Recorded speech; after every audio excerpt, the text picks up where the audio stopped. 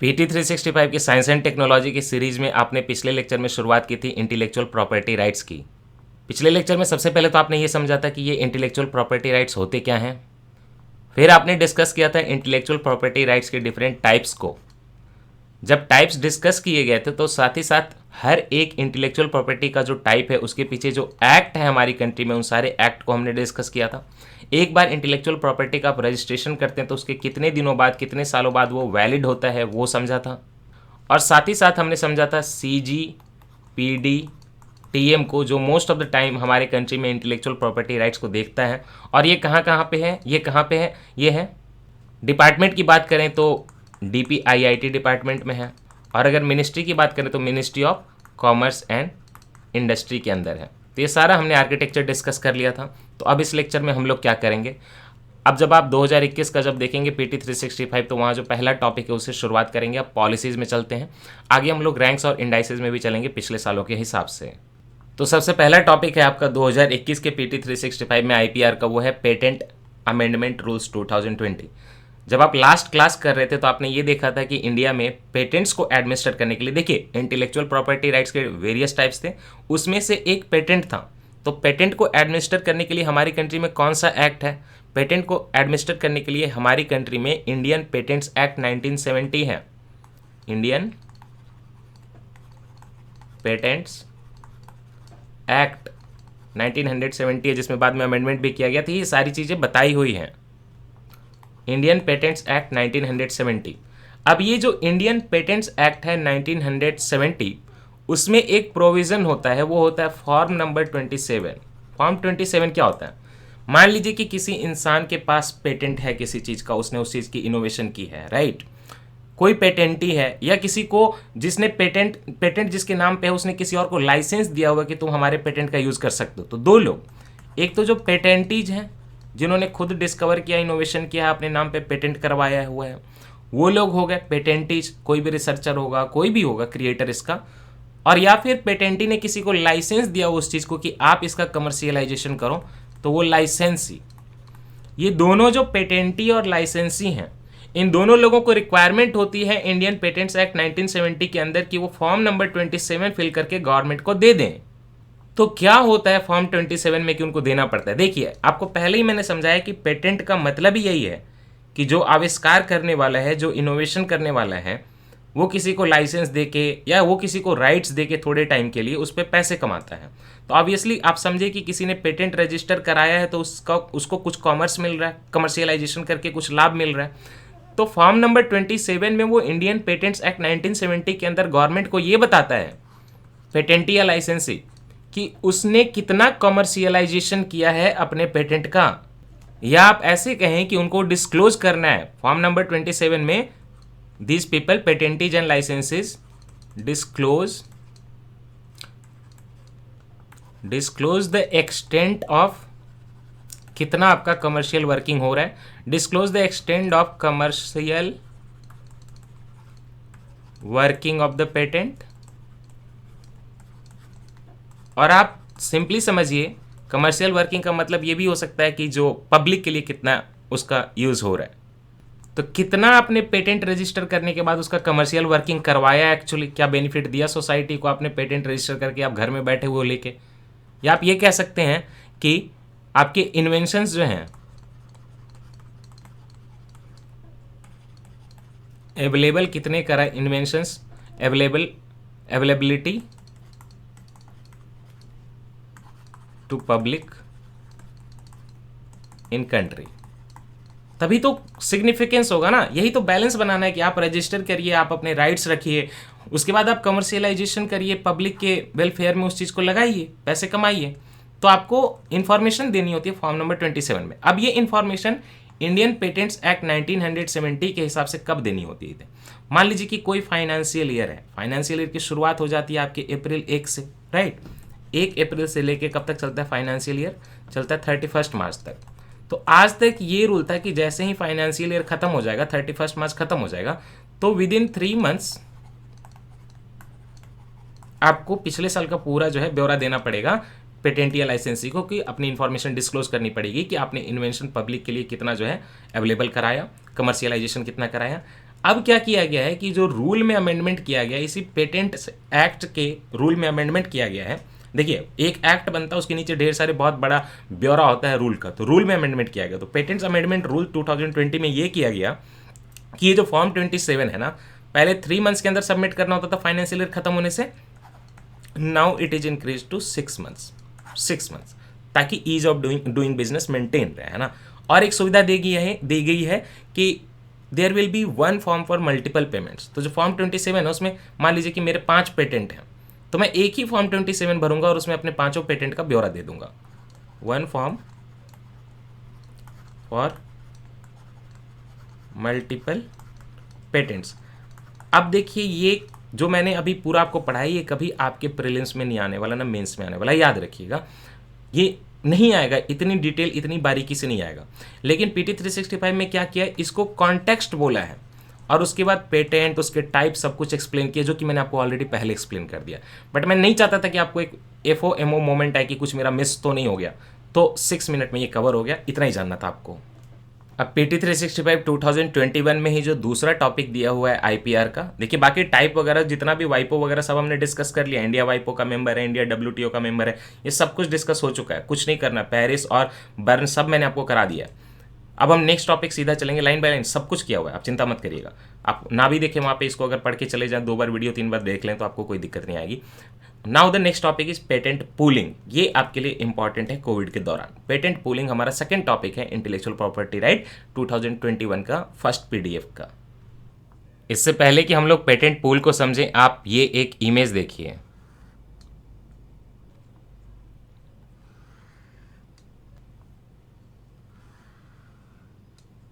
मान लीजिए कि ये जो आप रेड वाला देख रहे हैं, ये किसी ने इन्वेंट किया 1, कोई एक चीज़ प्रोडक्ट उसने इन्वेंट की, उसका पेटेंट कराया 1। ये जो आप अब येलो वाला देख रहे हैं, वो मान लीजिए किसी ने इन्वेंट किया, वो है 2, ठीक। और जो आप वाइट वाला देख रहे हैं, वो किसी और ने पेटेंट कराया है अपने प्रोडक्ट का, वो है 3। अब आप एक चीज़ देखिए, ये तीनों चीज़ कहाँ मिल रहे हैं, इस जगह पे मिल रहे हैं राइट, इस जगह पे मिल रहे हैं। तीनों की यहाँ पे पूलिंग हो रही है ना। 1 ने भी अपना पेटेंट यहाँ पे दिया है, 2 ने भी पेटेंट दिया है, 3 ने भी पेटेंट दिया, और मिलके जो है ये प्लेस बनी है। अब आप सोचिए कि किसी प्रोडक्ट में अगर रिक्वायरमेंट हो कि उसमें 1 पेटेंट की, जो पेटेंट नंबर 1 का जो प्रोडक्ट है, जो प्रोसेस है, उसकी भी रिक्वायरमेंट हो, 2 का भी रिक्वायरमेंट है और 3 का भी रिक्वायरमेंट है, तो अच्छा नहीं होगा कि तीनों लोग अपने पेटेंट को, राइट्स को यहाँ पे पूल कर दें और एक नई चीज़ जिसकी दुनिया को ज़रूरत है वो जल्दी से डेवलप हो जाए। इसी चीज़ को हम लोग पेटेंट पूलिंग कहते हैं। अदरवाइज ये 1 वाला 2 चीज़ भी डेवलप करेगा, 3 चीज़ भी डेवलप करेगा, हो सकता है उसको 50 साल लग जाए, 100 साल लग जाए। 2 वाला 1 और 3 को डेवलप करने में हो सकता है 20 साल लगा दे, 3 वाला 1 और 2 को डेवलप करने में हो सकता है 100 साल लगा दे। तो इससे अच्छा है ना कि ये ऑलरेडी चीज़ कोई डेवलप्ड है, ये भी डेवलप्ड है, ये भी डेवलप्ड है, तीनों अपना पेटेंट पूल कर दें और इमीडिएटली उससे जो है दुनिया की कोई प्रॉब्लम जो है सॉल्व हो जाए, है ना। यही कहलाता है पेटेंट पूलिंग। दुनिया में सबसे पहला पेटेंट पूलिंग का जो फेनोमेनन हुआ था वो यूनाइटेड स्टेट्स में हुआ था। सेविंग मशीन जो एक चीज़ है, स्विंग मशीन, सिलाई की मशीन, ऐसे तो सिलाई की मशीन के ब्रिटेन में भी पेटेंट हुए, बहुत कुछ हुआ, सब कुछ हुआ, लॉन्ग टाइम से ये चीज़ें चल रही थी और इंडिविजुअल कई सारे सिलाई मशीन बने थे। लेकिन रिवॉल्यूशन तब आया जब USA में सिलाई की एक मशीन का पेटेंट पूलिंग किया गया। 1856 में यूनाइटेड स्टेट्स ऑफ अमेरिका में 1856 में 1857 की क्रांति के 1 साल पहले कॉम्बिनेशन स्विंग मशीन बनाया गया। कॉम्बिनेशन स्विंग मशीन का मतलब ही था कि डिफरेंट टाइप ऑफ पेटेंट को इंक्लूड करके, चक्का का किसी और का टेक्निक है, नीडल का किसी और का टेक्निक है, ऐसे करके कई लोगों ने अपने पेटेंट राइट्स पूल किए और एक नया कॉम्बिनेशन स्विंग मशीन बनाया। ये दुनिया का फर्स्ट पेटेंट पूलिंग का फेनोमेनन था, 1856 में USA में हुआ था। इसमें कई कंपनी थे, सिंगर की सिलाई मशीन आप जानते ही हैं, singer, wheeler, Wilson, Grover, breaker, ये सारे लोगों ने मिल के जो है 4 कंपनीज थी यहाँ पे, उन्होंने सब अपने पेटेंट पूल किए और एक नई तरह की सिलाई मशीन बनाई जो कि फिर काफ़ी आगे चल गई ना। 1877 में फिर ये एक्सपायर हो गया। एनीवे, उस तरह आपको जानना नहीं है, बस आपने अब पेटेंट पूलिंग का मतलब समझ लिया ना। अब आप इसी चीज़ को रिलेट कर दीजिए कोविड-19 के टाइम पे। अगर कोविड-19 की मान लीजिए कि कोई वैक्सीन डेवलपमेंट करनी है या कोई मेडिसिन डेवलपमेंट करनी है, तो आप खुद ही समझ सकते हो कि इसमें कई सारे स्टेप होंगे, बहुत सारे स्टेप होंगे, और दुनिया में ये एक अर्जेंट सिचुएशन है। तो क्यों ना वैक्सीन के डिफरेंट डेवलपर्स अपने अपने पेटेंट राइट्स को पूल कर दें ताकि जल्दी से वैक्सीन निकल जाए, जल्दी से मेडिसिन निकल जाए। इसीलिए इस चीज़ का एफर्ट लगाया जा रहा है। और ऐसा नहीं है कि ये आपके कोविड के दौरान ही हुआ, इस बात को पहले भी देखा गया था। जो आप बात करें इन्फ्लुएंजा के वायरस की, जो कि मैंने आपको पहले भी पढ़ाया है, इसके पहले तो सार्स का जो आउटब्रेक हुआ था, severe acute respiratory syndrome, SARS, और उसी की फैमिली में आगे कोविड भी है, इसलिए हम लोग बोलते हैं सार्स कॉव 2 उसके वायरस को। तो जो सार्स का आउटब्रेक हुआ था दुनिया में, ज़बरदस्त हुआ था 2002 में 2003 के बीच में। उस टाइम पे भी दुनिया ने पेटेंट पूलिंग को जो है डिस्कस किया था कि इसकी वैक्सीन जल्दी से निकाल देनी चाहिए। पेटेंट पूलिंग का डिस्कशन हुआ था। इतना ही नहीं है, H5N1 इन्फ्लुएंजा का भी यहाँ पे एक बड़ा फेनोमेनन हुआ था H5N1 का। ये आउटब्रेक हुआ था इन्फ्लुएंजा का 2005 में, और फिर H1N1 जो है ये भी पैंडेमिक इन्फ्लुएंजा था, इसका आउटब्रेक हुआ था 2009 में। ये जो आप H5N1 देख रहे हैं वो एवियन इन्फ्लुएंजा की बात हो रही है, और ये जो आप H1N1 देख रहे हैं ये स्वाइन फ्लू की बात हो रही है। ठीक है, इन दोनों टाइम पे भी दुनिया ने डिस्कस किया था कि क्यों ना पेटेंट पूलिंग कर दें और जल्दी से इनकी वैक्सीन और मेडिसिन बना दें। और उसी तरह जब कोविड-19 आया, सार्स कॉव 2 जिसका वायरस है, उस टाइम पे भी जो है पेटेंट पूलिंग की बात चल रही है। देखिए, बहुत सारे एक पेटेंट बनता है, उसमें कई सारी कॉम्प्लेक्स टेक्नोलॉजीज होती हैं, तो ज़रूरी नहीं है कि सब लोग जल्दी जल्दी विकसित कर लेंगे। कोई जो है कंपनी कोई और डेवलप कर रही है, कोई पार्टिकुलर प्रोसेस डेवलप कर रही है, कोई कुछ और कर रहा है। तो इतने सारे कॉम्प्लेक्स टेक्नोलॉजीज़ हैं, और कई बार वो कॉम्प्लीमेंट्री होते हैं एक दूसरे के लिए, कि अगर साथ में मिलकर काम करते हो एक नई चीज़ जल्दी से वैक्सीन डेवलप हो सकती है। तो ये कॉम्प्लेक्स टेक्नोलॉजीज जो कि कई बार कॉम्प्लीमेंट्री पेटेंट्स होते हैं, इनको सबको पूल कर दीजिए तो कोविड-19 क्राइसिस से आप जल्दी से फाइट कर सकेंगे। पेटेंट पूलिंग से होता क्या है, जब आप पूल करते हो ना, तो सबसे पहले देखिए लिटिगेशन कम हो जाएगी। आपने आपस में अग्रीमेंट कर लिया तो कोई विवाद नहीं होगा, तो इनोवेशन बिटवीन कंपनीज ट्रांसफ़र होगी, इनोवेशन एक्सचेंज होगा, है ना, और साथ ही साथ इनोवेशन एक्सचेंज होगा, और लीगल इश्यूज कम होंगे आपस में। पहले ही उसका आपस में डील हो गया, तो लीगल इश्यूज रिड्यूस होंगे, इनोवेशन का एक्सचेंज बढ़ेगा। कोई बड़ी दुनिया को तबाह करने वाली बीमारी के टाइम पे खास करके, या कल को हो सकता है ग्लोबल क्लाइमेट का जो ग्लोबल वार्मिंग हो रहा है उससे बचने के लिए ऐसी कोई पेटेंट पूलिंग कर दी जाए कोई टेक्नोलॉजी की। दूसरी बात की अब ये चीज़ें कॉम्प्लीमेंट्री हो सकती हैं, पेटेंट पूलिंग के दौरान एक दूसरे के लिए कॉम्प्लीमेंट्री हो सकती हैं। तो जैसे ही ये इनोवेशन या पेटेंट्स कॉम्प्लीमेंट्री होंगे, तो आपस में जो ट्रांजैक्शन होगा, तो ट्रांजैक्शन का जो कॉस्ट होगा कि पूरा खरीदते तो इतना पड़ता, आपको मैं अपना पेटेंट दे रहा हूँ, आप मुझे दे दो, तो ट्रांजैक्शन का कॉस्ट दोनों के लिए रिड्यूस होगा, दोनों के लिए कॉम्प्लीमेंट्री हो रहा है। एफिशिएंसी बढ़ेगी किसी प्रोडक्ट की, उसको कॉम्प्लीमेंट्री चीज़ मिल गई। तो ये सारे पेटेंट पूलिंग के फ़ायदे हैं, है ना। अब हम पढ़ेंगे कि इंटरनेशनल लेवल पे पेटेंट पूलिंग के लिए क्या किया गया है, और इंडिया इसमें जो है कैसे योगदान कर रही है, इंडियन लेवल पे क्या हुआ है। तो सबसे पहले हम चलेंगे इंटरनेशनल लेवल पे। इंटरनेशनल लेवल पे पेटेंट पूलिंग के लिए क्या क्या किया जा रहा है।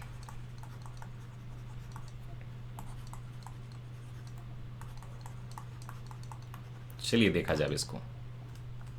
पहला स्टेप है WHO की तरफ से, और WHO की तरफ से जो स्टेप है उसको हम लोग बोलते हैं CTAP। CTAP का मतलब क्या, फुल फॉर्म क्या है। C से जो है ना, C से है कोविड-19,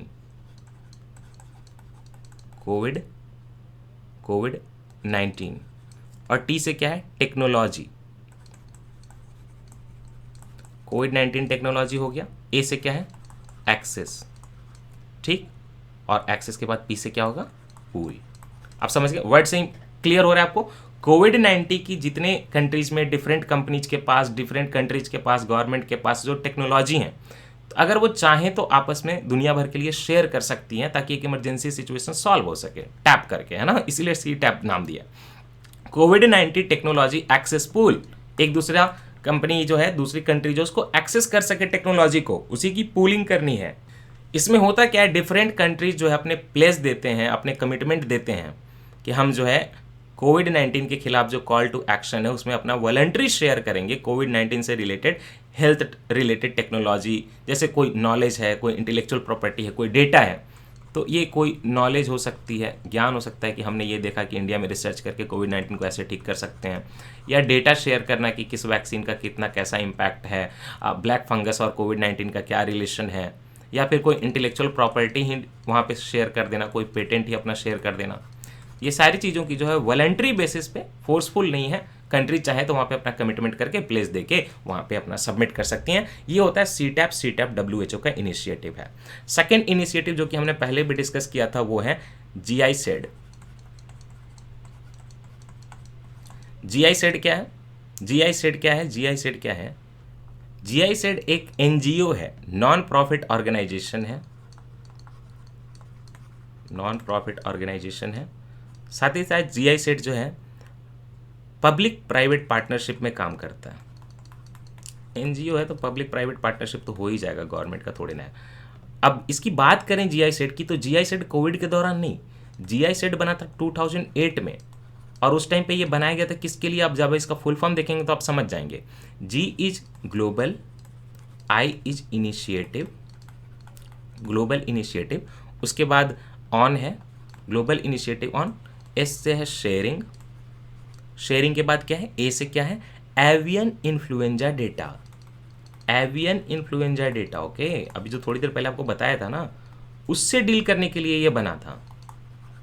GISAID एक नॉन प्रॉफिट ऑर्गेनाइजेशन है जिसमें पब्लिक प्राइवेट पार्टिसिपेशन होता है। हेडक्वार्टर इसका जर्मनी के म्यूनिक में है, और ये बना था 2008 में। किस लिए? Global initiative on sharing avian influenza data, global initiative on sharing avian influenza data. But ये तो काम कर रहा था एवियन इन्फ्लुएंजा में, लेकिन कोविड के दौरान ये चीज़ जो है एक्टिवेट हो गई बहुत ज़्यादा SARS-CoV-2 के खिलाफ, है ना। 2020 के जनवरी में ही इन्होंने एक्शन लेना शुरू कर दिया, जनवरी 10 से। किसके खिलाफ? SARS-CoV-2 वायरस के खिलाफ, है ना, कोविड के खिलाफ जुड़ गए कि पहले तो एवियन इन्फ्लुएंजा देखते थे, हम कोविड के खिलाफ भी काम करेंगे। इन्होंने जनवरी 10, 2020 में SARS-CoV-2 का जो पूरा जीनोम सीक्वेंस है, जीनोम सीक्वेंस तो आपको पढ़ा दिया, कोई दिक्कत नहीं है। होल जीनोम सीक्वेंस बहुत अच्छे से एक्सप्लेन किया, देख लीजिएगा, अगर नहीं देखा तो पिछले के लेक्चर देख लीजिएगा। होल जीनोम सीक्वेंस का डेटा उन्होंने वहां पे पब्लिश कर दिया था। तो कोविड से भी फाइट कर रहा है GISAID। और जैसे ही ये आया ना उसका जीनोम सीक्वेंस, तो पूरी दुनिया में जो उसके खिलाफ वैक्सीन वगैरह बनना शुरू हुआ। ओके, उसी के कारण डायग्नोस्टिक टेस्ट, वैक्सीन सब बनना शुरू हुए, क्योंकि होल जीनोम सीक्वेंस जो था पूरे वर्ल्ड में शेयर कर दिया गया था, है ना। GISAID करता क्या है?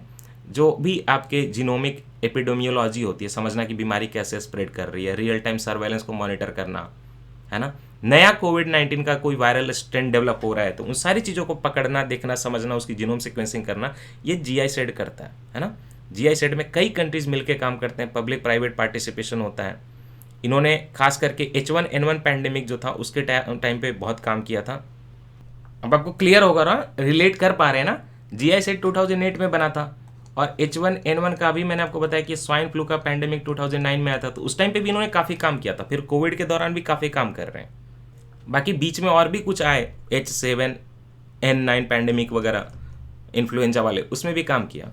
ओके, इसके इंपॉर्टेंस को रिकॉग्नाइज किया है G20 के हेल्थ मिनिस्टर्स ने भी, वर्ल्ड हेल्थ ऑर्गेनाइजेशन ने भी बोला है कि ये गेम चेंजर लोग हैं ये लोग। चलिए अब GISAID को थोड़ा और डिस्कस कर लेते कि इसमें कौन कौन होते हैं। GISAID की थोड़ी और डिटेलिंग। पहली डिटेलिंग की इसमें कौन कौन होते हैं। देखिए, ये एक GISAID एक कोलाबोरेशन है, आप तो समझिएगा, पब्लिक प्राइवेट पार्टिसिपेशन है। तो इस कोलाबोरेशन में कौन कौन लोग हैं? देखिए, कई तो स्टेट ही इसके मेंबर हैं, गवर्नमेंट्स मेंबर हैं, तो मेंबर स्टेट्स इसके हैं कोलाबोरेशन में, मेंबर स्टेट्स हैं। और कौन है? बहुत सारे साइंटिस्ट हैं, इंडिपेंडेंटली इसमें पार्टिसिपेट कर रहे हैं। और कौन है? Global influenza surveillance and response system और ग्लोबल इन्फ्लुएंजा प्रोग्राम। अब ये क्या चीज़ें हैं, पहले लिख लेते हैं। GISRS, ये क्या है? Global influenza surveillance and response system. GI is for global influenza, और S is for surveillance, R is for response, S is for system. GISRS, और दूसरा क्या बोला मैंने? Global influenza programme, GIP। ये दोनों चीज़ें भी जो है इस कोलाबोरेशन में है, और ये दोनों चीज़ें किसकी इनिशिएटिव है? WHO की इनिशिएटिव है, वर्ल्ड हेल्थ ऑर्गेनाइजेशन की। ओके, और कई सारे वर्ल्ड इंटेलेक्चुअल प्रॉपर्टी के लाइसेंसिंग एक्सपर्ट्स भी हैं, लाइसेंसिंग एक्सपर्ट्स ऑफ IPR, क्योंकि इसमें बहुत लोग पूल करेंगे अपनी चीज़ें, तो लाइसेंसिंग एक्सपर्ट्स ऑफ IPR भी इसमें पार्टिसिपेट कर रहे हैं साइंटिस्ट के अलावा। तो मेंबर स्टेट्स होंगे, साइंटिस्ट होंगे, WHO का global influenza surveillance and response system और ग्लोबल इन्फ्लुएंजा प्रोग्राम, ये दोनों जो WHO के आर्म्स हैं ये उसके मेंबर्स हैं कोलैबोरेशन के। तो इसको वर्क कैसे करता है, वर्किंग कैसे होती है, जो देखिए जो भी इसका मेंबर है, जो भी इसमें पार्टिसिपेट कर रहा है उसको फ्री डेटा दी जाएगी, फ्री डेटा प्रोवाइड की जाएगी, शेयर कर दी जाएगी data. Data is provided free of all charges to all individuals, but you have to if agree to, है ना, अग्री टू आइडेंटिफाई देमसेल्स। एक तो अपना मतलब पहचान बताना पड़ेगा कि भाई आप हो कौन साइंटिस्ट हो। If agree to identify themselves, terrorist को थोड़े ना दे देंगे। Also you will have to stay committed to, so you will have to uphold the GI सेड शेयरिंग मैकेनिज्म, कि भाई आप टेररिस्ट को नहीं दोगे, नॉर्थ कोरिया को नहीं दोगे।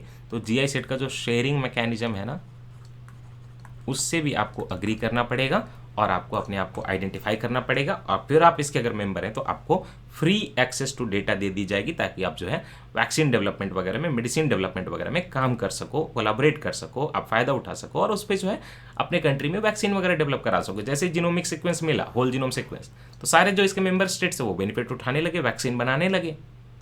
तो एक जो है नॉन प्रॉफिट ऑर्गेनाइजेशन हो गया, और एक आपने WHO का इनिशिएटिव देख लिया। WHO का इनिशिएटिव आपने देखा CTAP, राइट, कोविड-19 technology access pool. GI set देखा आपने, एक नॉन प्रॉफिट ऑर्गेनाइजेशन। तो यूनाइटेड नेशंस कैसे पीछे रहता, यूनाइटेड नेशंस ने भी अपने तरफ से एक चीज़ को यहाँ पे सपोर्ट किया। यूनाइटेड नेशन ने जो सपोर्ट किया, यूनाइटेड नेशन ने जिसकी बैकिंग की, United nation backed what, United nation backed medicine patent pool. उसी तरह की चीज़ हुई। अब ये मेडिसिन की बात हो रही है, मेडिसिन के पेटेंट की पूलिंग की बात हो रही है। मेडिसिन पेटेंट पूल, शॉर्ट में इसको बोलो क्या बोलते हैं, MPP बोलते हैं, मेडिसिन पेटेंट पूल। ओके, इससे क्या हो कि नए जो हैं ये आज की चीज़ नहीं है, याद रखिएगा। यूनाइटेड नेशन बैक्ड जो ये चीज़ है, United nation backed medicine patent pool, इसने HIV के लिए भी पहले बहुत काम किया है ना। तो HIV के जो कई जेनेरिक ड्रग हुए, जेनेरिक ड्रग मतलब जो ओरिजिनल पेटेंट होल्डर है, आप वो बहुत महंगे में दवाई बना रहा है। अब जेनरिक ड्रग उसी जो है केमिकल का यूज़ करके बहुत सस्ते में बन जाते हैं। एक बार इनोवेशन में खर्च लगता है, बाकी कॉपी करने में थोड़े ना लगता है। तो HIV के लिए जो जेनरिक ड्रग बनाए गए, इसकी मदद से हुए। यहाँ पे कई जो है ओरिजिनल मैन्युफैक्चरर जो थे, क्रिएटर थे, उन्होंने अपने पेटेंट की पूलिंग की और उसकी बदौलत जो है जेनरिक ड्रग सस्ते में HIV के बन पाए। वहाँ पे योगदान दिया था। TB के लिए भी योगदान दिया था, हेपेटाइटिस C के लिए भी योगदान दिया था, राइट, है ना। अफोर्डेबल प्राइस पे सारे जेनरिक ड्रग डेवलप हो पाए। इसको यूनाइटेड नेशन बैकिंग करता है और ये खास करके low income countries, middle income countries में लाइफ सेविंग ड्रग बनाने की बात करता है। तो कोविड के दौरान भी ये काम कर रहा है थोड़ा। अच्छा, यहाँ कंफ्यूज मत होइएगा, एफर्ट लगा रहे हैं हेपेटाइटिस C के वैक्सीन के डेवलपमेंट के लिए। टिल नाउ आप PT 365 पढ़ेंगे तो कंफ्यूज हो सकते हैं। हेपेटाइटिस C का वैक्सीन नहीं डेवलप हुआ है, हेपेटाइटिस B का हो गया है। हेपेटाइटिस C का वैक्सीन डेवलप नहीं हुआ है। ये UPSC का आया हुआ क्वेश्चन है लास्ट 2 ईयर्स के अंदर। और हेपेटाइटिस C का वैक्सीन डेवलपमेंट नहीं हुआ है, हेपेटाइटिस B का डेवलप हुआ। इसके लिए एफर्ट लगा रहा है। HIV के लिए भी कहाँ वैक्सीन डेवलप हुआ है, एफर्ट लगा रहा है। ट्यूबरकुलोसिस के लिए भी कहाँ हुआ है, सॉरी ट्यूबरकुलोसिस के लिए हुआ है, BCG है ना, ट्यूबरकुलोसिस के लिए BCG हुआ है। BCG का मतलब क्या होता है, बैसिलस काल्मेटी गुएरिन।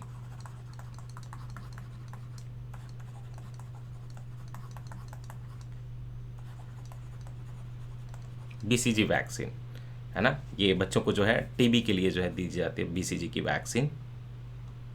अच्छा, कहीं ना कहीं WTO भी कंट्रीब्यूट कर रहा है। कैसे, मैंने पिछले लेक्चर में आपको बताया था WTO का trips agreement, trade related aspects of intellectual property rights, और मैंने आपको वहाँ पे नहीं मेंशन किया तो अभी बता दे रहा हूँ।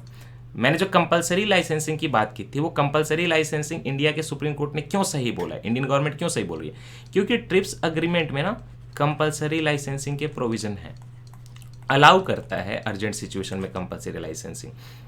By the time compulsory licensing is allowed, तो एवर ग्रीनिंग ऑफ पेटेंट्स नहीं होगा, है ना, जेनरिक दवाइयां बन सकेंगी।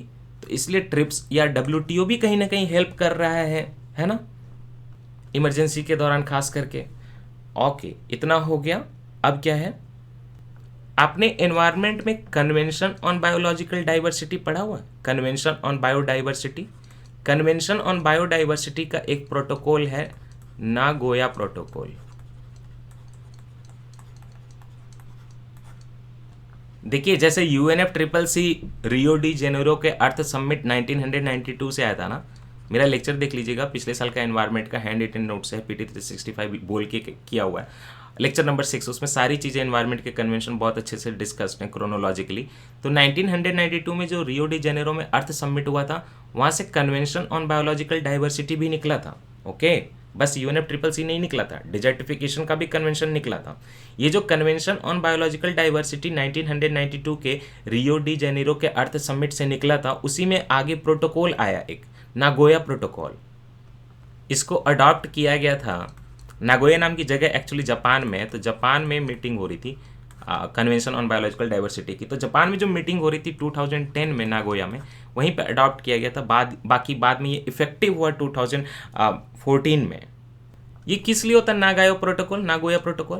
नागोया प्रोटोकॉल को आप पढ़ेंगे तो इसका पूरा नाम है on access to genetic resources, कि जेनेटिक रिसोर्सेज का एक्सेस मिले, and fair and equitable sharing of benefits arising from the utilisation to the convention on biological diversity. इतना कुछ जो है इसको हम लोग शॉर्ट में एक्सेस एंड बेनिफिट शेयरिंग भी बोलते हैं, ABS, access and benefit sharing. अगर पूरा सुने तो access to genetic resources and the fair and equitable sharing of benefits arising from the utilisation to the convention of biological diversity. मतलब कि जो जेनेटिक रिसोर्सेज है ना, अगर वो कहीं से यूटिलाइज करके प्लांट वेराइटी वगैरह से, मान लीजिए लोकल पॉपुलेशन कोई पार्टिकुलर एक मेडिसिन निकालती थी, बहुत सालों से एक्सट्रैक्ट कर रही थी, हज़ारों सालों से ट्री से।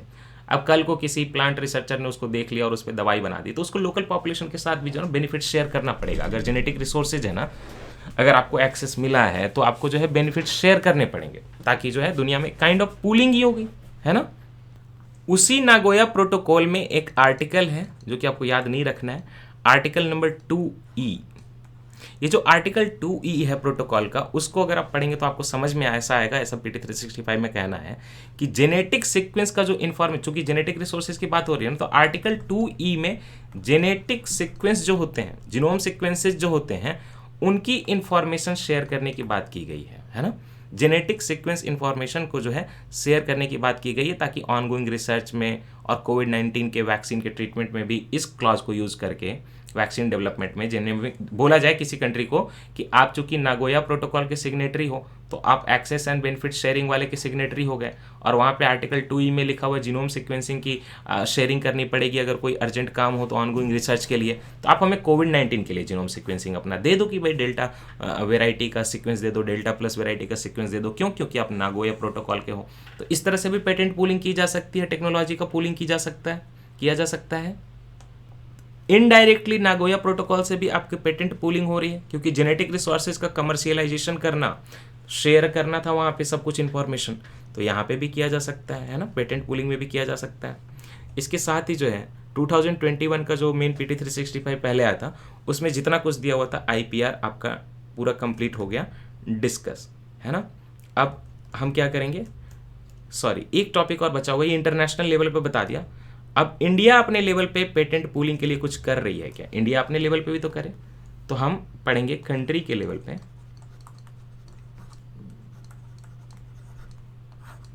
क्या पढ़ेंगे? पेटेंट पूलिंग कंट्री के लेवल पे क्या चल रहा है, इसको देख लिया जाए। इसके साथ पेटेंट पूलिंग का टॉपिक खत्म हो जाएगा। इंडिया में पेटेंट पूलिंग का कॉन्सेप्ट जो है बिल्कुल न्यू कॉन्सेप्ट है, और अभी जो मेन फोकस एरिया है वो बस इसी चीज़ पे है कि अफोर्डेबल हेल्थ केयर में हम पेटेंट पूलिंग से मदद ले सकें। फोकस कहाँ पे अभी मेन? अफोर्डेबल हेल्थ केयर पे। जो लोग इंटरव्यू देने जा रहे हैं, अगर ये पीटी 365 देख रहे हैं, क्योंकि जो लोग इंटरव्यू दे रहे हैं उनको प्रीलिम्स भी देना है, तो कई लोग देख रहे हैं, आई नो, तो अफोर्डेबल हेल्थ केयर में पेटेंट पूलिंग का यूज़ हो रहा है इंडिया में, मेन फोकस है। आप ये चीज़ याद रखिएगा, और अगले साल भी आप देने जाइएगा इंटरव्यू हमारे साथ, कॉरिडोर के सारे बच्चों के साथ, तो वहाँ पर इस चीज़ को आप याद रखें, है ना, आपके लिए बहुत इंपॉर्टेंट है ये। मेरे से भी इंटरव्यू में पूछा था UPSC के कि जो मेडिकल टूरिज्म वगैरह है इंडिया, उसमें क्या क्या कर सकती है। खैर, तो एक चीज़ तो ये हो गई। नाउ तो इंडिया में क्या, इंडियन पेटेंट्स एक्ट कब है? अब रट्टा लग गया होगा, 1970 इंडियन पेटेंट्स एक्ट, याद रखिएगा। उसमें कोई अलग से प्रोविज़न नहीं है ना पेटेंट पूलिंग के लिए।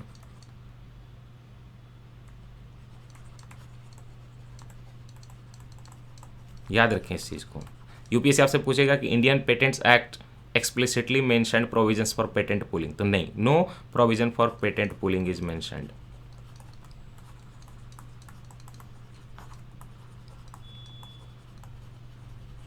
एक बात ये, no guidelines enumerated patent act में, बट नहीं देने का मतलब ये नहीं कि रेस्ट्रिक्ट कर रहा है, सो नो रेस्ट्रिक्शंस ऑल्सो, है ना, ओपन एंडेड करके छोड़ दिया, उस पर डिस्कस ही नहीं किया, अब आपकी मर्जी। No restrictions on patent pooling under the Indian patents act 1970, no restrictions on patent pooling, no guideline on patent pooling, no provision for patent pooling.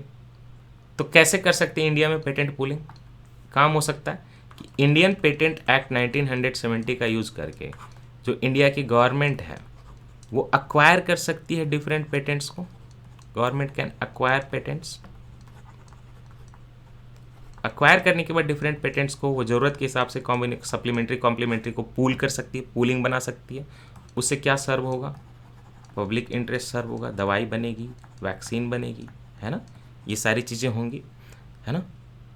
एक और चीज़ याद रखिएगा कि अगर हम बात करें इंडिया में, आपको पता ही है ना कि कंपटीशन एक्ट है जिसे कि कंपटीशन कमीशन ऑफ इंडिया बना था।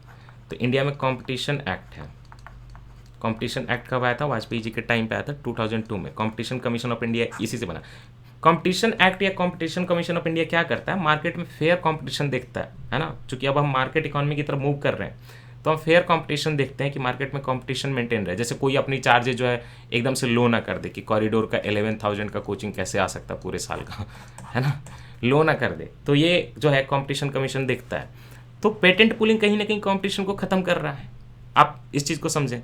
तो पेटेंट पूलिंग को कई बार कहा जाता है कि जो आपके कंपटीशन कमीशन ऑफ इंडिया जो है, जो कंपटीशन कमीशन एक्ट जो है, उसमें कुछ रेस्ट्रिक्टिव प्रैक्टिसेस दिए हुए हैं कि गवर्नमेंट अगर एक्वायर कर लेगी, पेटेंट की पूलिंग कर लेगी, तो कहीं ना कहीं कंपटीशन कम कर रही है। कोई नया जो है पूरे मशीनरी को डेवलप करेगा, सारे पेटेंट डेवलप करेगा अपनी मशीन के लिए। स्विंग मशीन में ही देखिए ना, जो इंसान अलग से पूरा स्विंग मशीन बना रहा था सारे कंपोनेंट, वो तो पीछे हो जाएगा ना, क्योंकि बाकी ने तो पूलिंग कर ली। एक तरह से कार्टेलाइजेशन है, कुछ लोगों ने मिलकर एक नई चीज़ डेवलप कर दी।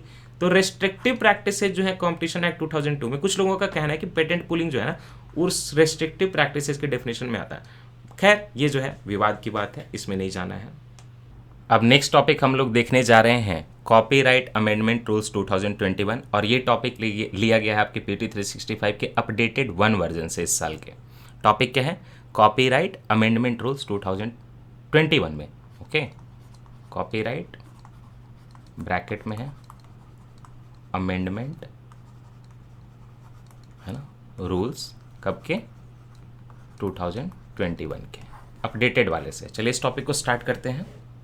लेकिन इसके पहले कि हम लोग कॉपीराइट अमेंडमेंट रूल्स को समझें, इसके ऊपर 2 चीज़ें होंगी। एक तो इंटरनेशनल लेवल पे क्या रेजीम है, जैसे हमने पेटेंट का पढ़ा, बाकी चीज़ों का IPR का पढ़ा, तो इंटरनेशनल लेवल पे खास करके कॉपीराइट के लिए क्या रेजीम है वो डिस्कस करेंगे। फिर हम नेशनल लेवल पे डिस्कस करेंगे, और जब हम नेशनल लेवल पे कॉपीराइट के रेजीम में जब एक्ट पढ़ेंगे कॉपीराइट के पीछे, फिर हम उसमें ये अमेंडमेंट पढ़ लेंगे ना, तब हमें चीज़ें जो है क्लियर हो जाएंगी। तो सबसे पहले अगर बात करें इंटरनेशनल लेवल की, तो इंटरनेशनल लेवल पे कॉपीराइट की जब बात आएगी, 1 minute 1 minute, international copyright treaties में आपको 5 ट्रीटीज़ जाननी है, 1 2 3 4 और 5। ये 5 ट्रीटीज़ क्या हैं अब आप देखिए। हम क्या पढ़ रहे हैं? इंटरनेशनल कॉपीराइट रेजिम या ट्रीटीज़ पढ़ रहे हैं। इंटरनेशनल कॉपीराइट ट्रीटीज पढ़ रहे हैं। जो पहली ट्रीटी है वो है बर्न कन्वेंशन, ये आपने ऑलरेडी पढ़ लिया, बर्न कन्वेंशन। जो दूसरी ट्रीटी आपको पढ़नी है वो यूनिवर्सल कॉपीराइट कन्वेंशन है, यूनिवर्सल कॉपीराइट कन्वेंशन। जो तीसरी ट्रीटी जाननी है वो जाननी है रोम कन्वेंशन। जो फोर्थ ट्रीटी है वो आपका WTO का trade related aspects of intellectual property rights, वहाँ पे भी है कॉपीराइट की बात। ट्रिप्स, ये किसका? वर्ल्ड ट्रेड ऑर्गेनाइजेशन का। और लास्ट में क्या, ये जो वाइपो जो ऑर्गेनाइजेशन आ गया ना, वर्ल्ड इंटेलेक्चुअल प्रॉपर्टी ऑर्गेनाइजेशन, वाइपो का कॉपीराइट ट्रीटी है, वाइपो का क्या है, कॉपीराइट ट्रीटी है ना, and performance and phonograms treaty भी वाइपो का है, कॉपीराइट ट्रीटी एंड परफॉर्मेंस है, परफॉर्मेंसेस जैसे परफॉर्मेंस करते हैं ना singer dancer, performances and phonograms sound से रिलेटेड, फोनोग्राम्स ट्रीटी, ये इंटरनेशनल लेवल के ट्रीटीज हैं कॉपीराइट से रिलेटेड। स्विट्जरलैंड के बर्न में बर्न कन्वेंशन कब हुआ था, ये आपने पढ़ रखा है, 1886 में हुआ था। ये किस चीज़ के लिए है, लिटरेरी, पहले पढ़ा हुआ है, लिटरेरी एंड आर्टिस्टिक वर्क जो होते हैं उनके प्रोटेक्शन के लिए ये कन्वेंशन किया गया था, बर्न कन्वेंशन 1886 में। तो इंडिया सिग्नेटरी है क्या बर्न कन्वेंशन का, यस इंडिया इज सिग्नेटरी। और इससे इंडिया के कॉपीराइट पे क्या रेजीम पे असर पड़ा है, इंडिया का कॉपीराइट का जो रेजीम है उसमें ये लिखा हुआ है इस बर्न कन्वेंशन के साइन करने के कारण कि इंडिया के जो कॉपीराइट लॉज हैं वो कोई भी इंडिया में कोई भी चीज़ पब्लिश हुई हो, परफॉर्म हुई हो, उसका ओरिजिनली कहीं भी क्रिएट हुआ होगा, अगर इन इंडिया इट्स पब्लिश्ड और performed by default Indian copyright law will apply to it, है ना। ये हो गया बर्न कन्वेंशन और उसमें इंडिया का योगदान, इंडिया का उसका सिग्नेटरी होना। दूसरा कन्वेंशन है universal copyright convention. Universal copyright convention कब हुआ था, ये हुआ था 1952 में। कहाँ हुआ था, स्विट्जरलैंड के ही जिनेवा में हुआ था। ये किसकी इनिशिएटिव है, ये यूनेस्को की इनिशिएटिव है। ओके, ये यूनेस्को की इनिशिएटिव है, 1952 में हुआ था। और बर्न कन्वेंशन के अलावा जो most strong, one of the most strong convention है कॉपीराइट के लिए, वो यूनिवर्सल कॉपीराइट कन्वेंशन ये 1952 का जिनेवा में, जिसकी इनिशिएटिव किसने डेवलप किया था, यूनेस्को ने, as an alternative to Berne convention. क्योंकि कई कंट्रीज बर्न कन्वेंशन में पार्टिसिपेट नहीं करती, अब ये यूनेस्को का इनिशिएटिव है तो इसमें काफ़ी ज़्यादा कंट्रीज आ जाती हैं, बहुत सारी कंट्रीज आ जाती हैं। इसके लिए ये यूनिवर्सल कॉपीराइट कन्वेंशन किया गया था। और इसमें भी क्या होगा, इसमें भी जो कोई ओरिजिनल लिटरेरी वर्क है ना, आर्टिस्टिक वर्क है, एट द सेम टाइम कोई मान लीजिए कि साइंटिफिक वर्क है ओरिजिनल, और उसमें भी कॉपीराइट का इशू आ रहा है, तो ये सारी चीज़ें यहाँ पे देखी जाएंगी। अच्छा, तो इंडिया ने यहाँ पे क्या पार्टिसिपेट किया है, yes India is A, obviously UNESCO का इनिशिएटिव है तो इंडिया मोस्टली रहेगी, India is a signatory of what, universal convention, universal copyright convention 1952 Geneva, developed by UNESCO. तो इससे इंडिया पे क्या कंडीशन आई है, इस यूनिवर्सल कॉपीराइट कन्वेंशन में ये लिखा हुआ है कि जो भी कंट्रीज इसको साइन करेगी इंक्लूडिंग इंडिया, उनको एक a set of minimum rights तो कॉपीराइट ओनर को देने ही पड़ेंगे, है ना। अ सेट ऑफ, आपके अपने कंट्री के लॉ में कुछ minimum right, a set of minimum rights copyright owner को देने पड़ेंगे। इंडिया सिग्नेटरी है। ओके, नेक्स्ट रोम कन्वेंशन पढ़ें, उसके पहले ट्रिप्स पढ़ते हैं। 1995 में डेवलप हुआ था, वर्ल्ड ट्रेड ऑर्गेनाइजेशन के अंदर ये साइन हुआ। तो इंडिया ने ऑब्वियसली जो है ट्रिप्स के प्रोविजन को फॉलो करता है। Provisions of TRIPS are most extensive and rigorous in nature, है ना। वो सारे आईपीआर, इंटेलेक्चुअल प्रॉपर्टी को प्रोटेक्ट करते हैं, तो उसमें ऑब्वियसली कॉपीराइट भी प्रोटेक्ट होते हैं। तो इंडिया, ऑब्वियसली इंडिया ने रेटिफाई कर दिया, सब कुछ कर दिया है ना। India is ratified, signed everything. Okay, ये तो हो गया इतना। अब और क्या, वाइपो ने डेवलप किया कॉपीराइट ट्रीटी और परफॉर्मेंस एंड फोनोग्राम ट्रीटी। वाइपो का जो कॉपीराइट ट्रीटी आया था, ये आया था 2002 में, ठीक। ये जो बर्न कन्वेंशन था ना, उसी के अंदर का एक अग्रीमेंट है। कॉपीराइट ट्रीटी ऑफ वाइपो जो है ना, वो बर्न कन्वेंशन के कारण ही निकला है, क्योंकि मैंने आपको पहले बताया ना, बर्न कन्वेंशन को एडमिनिस्टर कौन करता है, वाइपो ही करता है। बर्न कन्वेंशन का ही फॉलो अप राउंड कह सकते हैं आप इसको, वाइपो के कॉपीराइट ट्रीटी 2002 को। ये खास करके डिजिटल एनवायरनमेंट में डील करता है, डिजिटल एनवायरनमेंट में, है ना। डिजिटल एनवायरनमेंट में नहीं, एक सेकेंड, यस डिजिटल एनवायरनमेंट में जनरली डील करता है। What about performance and phonogram treaty, performance and phonogram treaty भी जो है 2002 में ही आया था वर्ल्ड इंटेलेक्चुअल प्रॉपर्टी ऑर्गेनाइजेशन की तरफ से। इसमें दो तरह की चीज़ें देखी जाती है, वो भी यहाँ भी जो है ना डिजिटल एनवायरनमेंट में ही डील होता है। परफॉर्मर जैसे मान लीजिए कोई एक्टर है, सिंगर है, म्यूजिशियन है ना। फोनोग्राम प्रोड्यूसर मान लीजिए कोई साउंड रिकॉर्डिंग प्रोड्यूस कर रहे हैं, जैसे आप अपनी साउंड रिकॉर्ड कर रहे हैं, वॉइस आर्टिस्ट हैं, ऐसे ही लोगों के लिए। The treaty empowers rights owner and recognises moral rights of the performance for the first time. इसमें मोरल राइट्स भी रिकॉग्नाइज होते हैं, याद रखिएगा, है ना। और इकोनॉमिक राइट भी रिकॉग्नाइज होते हैं, economic rights and moral rights. कि अब भाई क्या गाओगे क्या नहीं गाओगे, मोरालिटी को फॉलो करना पड़ेगा। तो इंडिया ने वाइपो वाले का साइन किया दोनों का। Yes, India is a signatory of both copyright treaty 2002 and performance and phonogram treaty 2002 of वाइपो। ओके, ट्रिप्स का साइन किया हुआ इंडिया ने, बर्न कन्वेंशन साइन किया हुआ, यूनिवर्सल कॉपीराइट कन्वेंशन साइन किया हुआ। What about Rome convention? इसको देखिए, इसको अलग से देखिए, रोम कन्वेंशन को, है ना।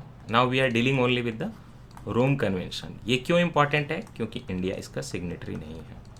रोम कन्वेंशन में है क्या? रोम कन्वेंशन में भी ऑब्वियसली कॉपीराइट की बात है। किस तरह के कॉपीराइट की बात है ना। ये प्रोटेक्शन देता है परफॉर्मेंस ऑफ परफॉर्मेंस को, परफॉर्मेंसेज को प्रोटेक्शन देता है। परफॉर्मर के जो परफॉर्मेंसेज होता है उनको देता है ना। फोनोग्राम्स को प्रोटेक्शन देता है, राइट। जो प्रोड्यूसर है फोनोग्राम के, उनको उनके फोनोग्राम के लिए प्रोटेक्शन देता है। जो परफॉर्मर है उनके परफॉर्मेंस को प्रोटेक्शन देता है। साथ ही साथ ब्रॉडकास्ट को भी प्रोटेक्शन देता है। ब्रॉडकास्ट कौन करेगा? ब्रॉडकास्टिंग ऑर्गेनाइजेशन करेंगे, ब्रॉडकास्टिंग ऑर्गेनाइजेशन करेंगे। फोनोग्राम कौन निकालेगा? फोनोग्राम प्रोड्यूसर निकालेंगे, है ना। और ये आपके परफॉर्मेंसेस कहाँ से आएंगे? वो परफॉर्मर निकालेंगे। तो इन सारे को प्रोटेक्शन मिलता है रोम कन्वेंशन से। इसको फुल्ली बोला जाता है Rome convention for the protection of performers, producer of phonograms and broadcasting organisation, है ना। ये ट्रीटी कब आई थी? ये वर्ल्ड लेवल पे ये चीज़ आई थी 1961 में। 1961 में अभी जो वाइपो है, वर्ल्ड इंटेलेक्चुअल प्रॉपर्टी ऑर्गेनाइजेशन, उसकी जगह पे उसका प्रेडिसेसर ऑर्गेनाइजेशन था जिसका नाम था बिरपी। ओके, बिरपी जो है बाद में वाइपो बन गया। बिरपी जब था 1961 में, तो वर्ल्ड इंटेलेक्चुअल प्रॉपर्टी ऑर्गेनाइजेशन जो बाद में बन गया, तो बिरपी ने ये कन्वेंशन लाया था, Rome convention, performers, phonogram producer और ब्रॉडकास्टिंग ऑर्गेनाइजेशन के प्रोटेक्शन के लिए। इंडिया इसका सिग्नेटरी नहीं है, रोम इटली में है बाय द वे। यहाँ जो रोम कन्वेंशन हुआ था तो उसमें एक तो बिरपी आई थी, साथ ही साथ बिरपी के अलावा यहाँ पे इंटरनेशनल लेबर ऑर्गेनाइजेशन भी आया था, और साथ ही साथ यहाँ पे यूनेस्को भी आया था। इन तीनों ने मिलकर इसको डेवलप किया। लेकिन एडमिनिस्ट्रेशन की बात करें तो वो आपका वाइपो देखेगा, लेकिन इन तीनों ने, बिरपी, ILO, इंटरनेशनल लेबर ऑर्गेनाइजेशन और यूनेस्को ने मिलकर डेवलप किया था। ये सारे स्पेशलाइज ऑर्गेनाइजेशन जो है 15 मैंने आपको बताया कि आपको उन पर ध्यान देना है। जब बिरपी था तो उसका full form United Nations bureaux for the protection of intellectual property था, है ना। बिरपी को बनाया गया था कब? 1893 में बनाया गया था, राइट। किस चीज़ के लिए? आप खुद ही सोचिए, बर्न कन्वेंशन के लिए। मैंने बोला ना, आज बर्न कन्वेंशन को कौन देख रहा है? वाइपो। तो जब 1886 में बर्न कन्वेंशन आ गया था तो उसको कौन देखता होगा? वाइपो का प्रेडिसेसर ऑर्गेनाइजेशन। कब बना था? 1893 में बिरपी, तो वो एडमिनिस्टर करता था, है ना। साथ ही साथ पेरिस कन्वेंशन जो आपको मैंने बताया था, पेरिस कन्वेंशन, है ना। पेरिस कन्वेंशन कौन सा? इंडस्ट्रियल प्रॉपर्टी वाला, ये आया था 1883 में। तो आप ऐसे समझें, सिंप्लीफाई करके, मैं आपको सिंप्लीफाई करके बता रहा हूँ। बर्न कन्वेंशन किसके लिए आया था? बर्न कन्वेंशन आया था लिटरेरी एंड आर्टिस्टिक वर्क के लिए। इंडिया उसका सिग्नेटरी है 1886 में। पेरिस कन्वेंशन 1883 में इंडस्ट्रियल प्रॉपर्टी के प्रोटेक्शन के लिए आया था। इन दोनों का एडमिनिस्ट्रेशन कौन कर रहा था? वो कर रहा था BIRPI, bureaux of protection of intellectual property, BIRPI. 1893 में बिरपी बना, और कुछ सालों पहले जो बर्न कन्वेंशन और पेरिस कन्वेंशन हुई थी 1883-1886 में, उसको ये एडमिनिस्टर कर रहा था, देख रहा था। लेकिन बाद में बिरपी जो है बन जाता है World Intellectual Property Organization. Okay, BIRPI जो है वर्ल्ड इंटेलेक्चुअल प्रॉपर्टी ऑर्गेनाइजेशन कब बनता है? ये बनता है बिरपी 1967 में। समझ गया ना। तो यही पूरा है हिसाब किताब। तो जब रोम कन्वेंशन आया था, तो रोम कन्वेंशन आया था 1961 में, तो उस टाइम पे क्या था? वाइपो था या बिरपी था? वाइपो का प्रेडिसेसर था बिरपी, जो कि 1893 में बना था। और सिंप्लीफाई करके देखें तो क्रोनोलॉजिकल देख लीजिए, 1883 में क्या आया? पेरिस कन्वेंशन, ये किस चीज़ के लिए? इंडस्ट्रियल प्रॉपर्टी के लिए। 1886 में आया बर्न कन्वेंशन, ये किस चीज़ के लिए? लिटरेरी आर्टिस्टिक वर्क के लिए। ओके। 1893 में क्या बना? बिरपी बना। बिरपी क्या करेगा? ऑब्वियसली इन दोनों का एडमिनिस्ट्रेशन करेगा, पेरिस कन्वेंशन और बर्न कन्वेंशन का। ठीक। 1961 में क्या हुआ? रोम कन्वेंशन, ये किसके लिए था? Performer, phonogram producer, broadcast organisation के लिए। Berne convention, Rome convention sorry, 1961 में। रोम कन्वेंशन को किसने कराया था? मेनली बिरपी ने, साथ में आईएलओ और यूनेस्को भी थे। फिर बाद में 1967 में ये जो आपका बिरपी था, इट चेंजेज इट्स नेम और नया कन्वेंशन से वर्ल्ड इंटेलेक्चुअल प्रॉपर्टी ऑर्गेनाइजेशन बन जाता है। ठीक है। ये रोम कन्वेंशन जो 1961 है उसका इंडिया सिग्नेटरी नहीं है। अब आपने पूरा इंटरनेशनल आर्किटेक्चर समझ लिया कॉपीराइट के लिए। Now come to the national level पे कॉपीराइट का क्या? National level copyright regime, obviously India का पढ़ रहे हैं ना। नेशनल लेवल कॉपीराइट रेजिम कैसे होता है, कैसे देखा जाता है इसको, किस किस चीज़ का इंडिया सिग्नेटरी है, ये तो आप समझ गए। ऑब्वियसली उन सारी चीज़ों को फॉलो करना पड़ेगा। इंडिया में कॉपीराइट रेजिम की जो गवर्नेंस है वो की जाती है इंडिया का खुद का जो कॉपीराइट एक्ट है, काफ़ी पहले आ गया था 1957 में।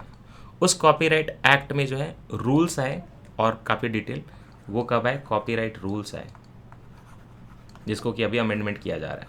कॉपीराइट रूल्स आए 2013 में। तो कॉपीराइट एक्ट 1957 और कॉपीराइट रूल्स 2013, इससे इंडिया में नेशनल लेवल पे कॉपीराइट का रेजिम चलता है। ठीक। इसको भी जो है कॉपीराइट के जो रूल आए 2013 में डिटेलिंग, इसकी पहले एक बार और अमेंडमेंट की गई थी, अमेंडेड इन 2016, है ना। उसको बोलते थे कॉपीराइट अमेंडमेंट रूल्स 2016।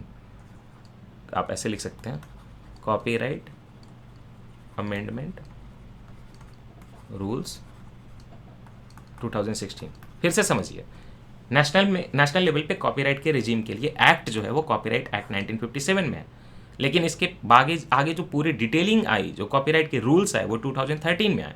उस रूल में 2016 में अमेंडमेंट किया गया, कॉपीराइट अमेंडमेंट रूल्स 2016 से, और अब जाके फिर से 2021 में उसमें अमेंडमेंट किया जा रहा है कॉपीराइट रूल्स में rules amendment 2021।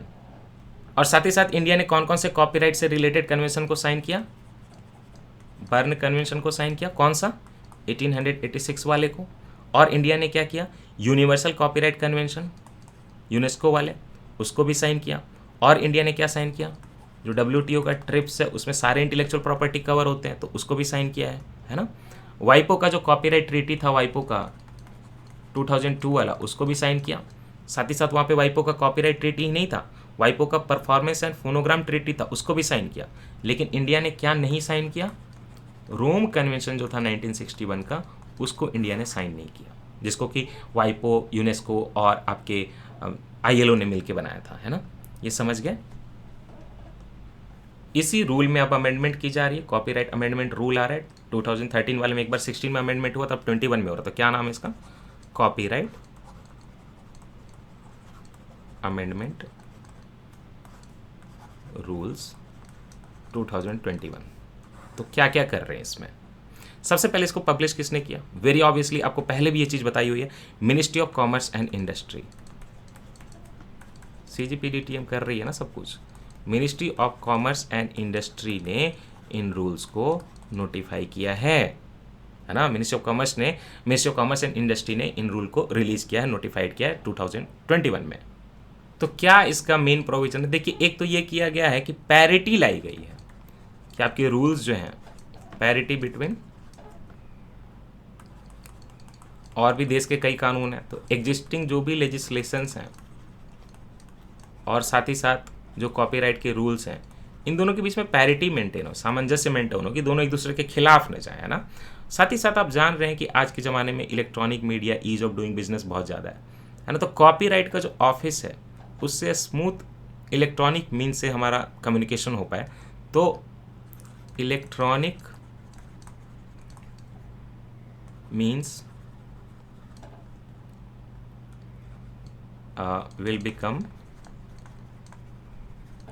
Primary mode of communication, primary mode of communication, है ना, primary mode of communication and working. Electronic mean से सारा कुछ कराया जाएगा, उसके लिए रूल्स माइनर चेंजेस किए गए इन कॉपीराइट ऑफिस। इसकी पूरी डिटेलिंग पहले करा दी गई है ना। क्या क्या है इसमें, क्या क्या चेंजेस किए गए कॉपीराइट अमेंडमेंट रूल्स 2021 में। पहला तो ये बोला कि अगर ऑफिशियल गैजेट में पब्लिकेशन की बात हो रही है, ऑफिशियल गैजेट पब्लिकेशन जो मैंडेटरी रहता था, अब उसमें चेंजेस कर दिए गए कि ऑफिशियल गैजेट पब्लिकेशन में अब मैंडेटरी रिक्वायरमेंट नहीं है publication. Official gazette publication not mandatory, है ना। एक न्यू प्रोविजन डाल दिया गया जिससे कि मैंडेटरी रिक्वायरमेंट जो होती थी ऑफिशियल गैजेट में पब्लिकेशन की, वो अब मैंडेटरी नहीं रहेगी, है ना। इतनी जरूरत नहीं है कि हर चीज़ को गैजेट में डाला जाए। रॉयल्टी में हमेशा इशू आता था कि पेमेंट कैसे की जाए, नहीं की जाए, तो रॉयल्टी मैनेजमेंट में सुधार किया गया है ताकि जो है पेमेंट हो ना ट्रेसेबल रहे कि पेमेंट पहुंचा कि नहीं, पेमेंट ट्रेसेबल रहे, रॉयल्टी मैनेजमेंट सही से हो, राइट। इलेक्ट्रॉनिक पेमेंट हो सके, डिजिटलाइजेशन चल रहा है ना। तो ये एक चीज़ हुई। थर्ड ये चीज़ है कि आजकल सॉफ्टवेयर की बहुत बात है, तो रजिस्ट्रेशन ऑफ सॉफ्टवेयर वर्क्स की बात हो रही है। उसमें क्या किया गया, registration of software works, software programmes. इसके लिए क्या चेंज किया गया, जो कंप्लायंस है ना उसको रिड्यूस कर दिया गया ताकि ईज ऑफ डूइंग बिजनेस हो, आराम से जो है सॉफ्टवेयर वर्क रजिस्टर हो सके। इसमें क्या किया गया, कैसे कंप्लायंस रिड्यूस किया गया है कि ना सोर्स कोड देना पड़ता है ओरिजिनल वर्क के लिए, सॉफ्टवेयर के प्रोग्राम के लिए सोर्स कोड देना पड़ता है।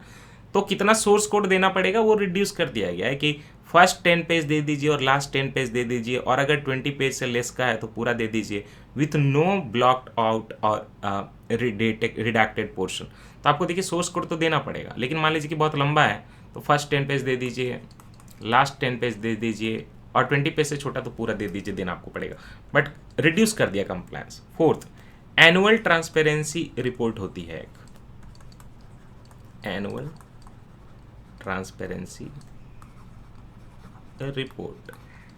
ये सब आपके मेंस में काम आ सकता है, प्रीलिम्स में कम चांसेस हैं। कंट्री में ना कॉपीराइट की सोसाइटीज़ हैं, कॉपीराइट सोसाइटीज़ को क्या करना होगा, एनुअल अपना ना एक ट्रांसपेरेंसी रिपोर्ट देना पड़ेगा ताकि जो कॉपीराइट सोसाइटीज़ हैं ट्रांसपेरेंटली काम करें, राइट। ओके।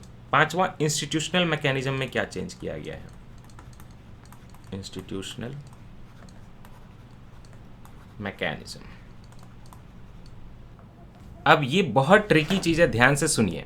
ये जब रूल्स आए 2021 में, तो इंस्टीट्यूशनल मैकेनिज्म कैसे चेंज किया गया कि जो कॉपीराइट बोर्ड था ना, कॉपीराइट बोर्ड अलग से था, कॉपीराइट बोर्ड को ना एपेलेट बोर्ड के साथ मर्ज कर दिया। ध्यान से सुनिएगा प्लीज, कॉपीराइट बोर्ड को एपेलेट बोर्ड के साथ मर्ज कर दिया, मतलब कॉपीराइट बोर्ड खत्म कर दिया, उसको एपेलेट बोर्ड में डाल दिया। ये क्यों किया, क्योंकि जो फाइनेंस एक्ट आया था, जो बजट आया था 2017 का, उसमें ऐसा प्रोविजन था, इसलिए ये किया, ठीक।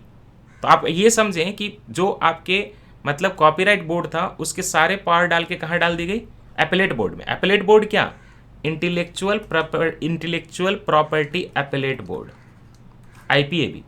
बट ये रूल में किया गया, लेकिन हुआ क्या है, अभी अभी गवर्नमेंट का ऑर्डिनेंस 2021 में आया था, है ना, नोटिफाइड ट्राइब्यूनल्स रिफॉर्म, न्यूली एक नोटिफाई होता है ट्राइब्यूनल्स रिफॉर्म, याद रखिए। चलिए मैं आपको इसको फिर से एक्सप्लेन कर दे रहा हूँ। इंस्टीट्यूशनल मैकेनिज्म का चेंज हमें समझना पड़ेगा, और ये आपके एग्जाम के लिए, प्रीलिम्स के लिए भी इंपॉर्टेंट है।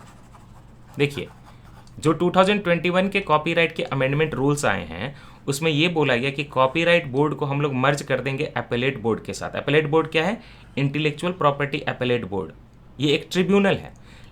और ये क्यों किया गया, क्योंकि फाइनेंस एक्ट 2017 में बोला गया था। लेकिन क्या प्रॉब्लम क्या हुई है, गवर्नमेंट ने अभी अभी इसी साल में ट्रिब्यूनल रिफॉर्म का ऑर्डिनेंस लाया, ट्रिब्यूनल रिफॉर्म्स, या हो सकता है अभी तक ये लॉ बन भी चुका होगा। ट्रिब्यूनल रिफॉर्म्स, ट्रिब्यूनल रिफॉर्म्स का पूरा नाम क्या है, rationalisation and conditions of service,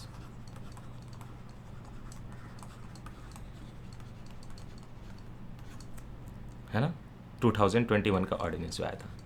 ये जो tribunal reforms rationalisation and conditions of service 2021 है, ये क्या कर रहा है, इंडिया में जो जरूरत से ज़्यादा ट्रिब्यूनल बन गए हैं उनको कुछ को कम किया, बाकी और भी देखेंगे, प्लांट वेराइटी से भी रिलेटेड एक ट्रिब्यूनल उसको भी हटाया, लेकिन मेनली यहाँ पे इंटेलेक्चुअल प्रॉपर्टी से रिलेटेड एक अपीलेट बोर्ड जो है, ट्रिब्यूनल जो है, इंटेलेक्चुअल प्रॉपर्टी अपीलेट बोर्ड, उसको उन्होंने क्या किया, अबॉलिश कर दिया है ना। Tribunal reforms rationalisation and conditions of service 2021 ordinance ने इंटेलेक्चुअल प्रॉपर्टी अपीलेट बोर्ड को क्या कर दिया, अबॉलिश कर दिया। तो अब सारे अपील कहाँ जाएंगे, अब सारे अपील इफेक्टिवली हाई कोर्ट के पास डायरेक्ट जाएंगे। लेकिन अगर आप इस रूल्स को देखें कॉपीराइट को, तो उसने कॉपीराइट बोर्ड को मर्ज कर दिया था कहाँ, आईपीएबी में, अपीलेट बोर्ड में। अब ये अपीलेट बोर्ड तो खत्म हो गई ट्रिब्यूनल रिफॉर्म ऑर्डिनेंस के कारण, अब तो सीधा हाई कोर्ट जाएगा।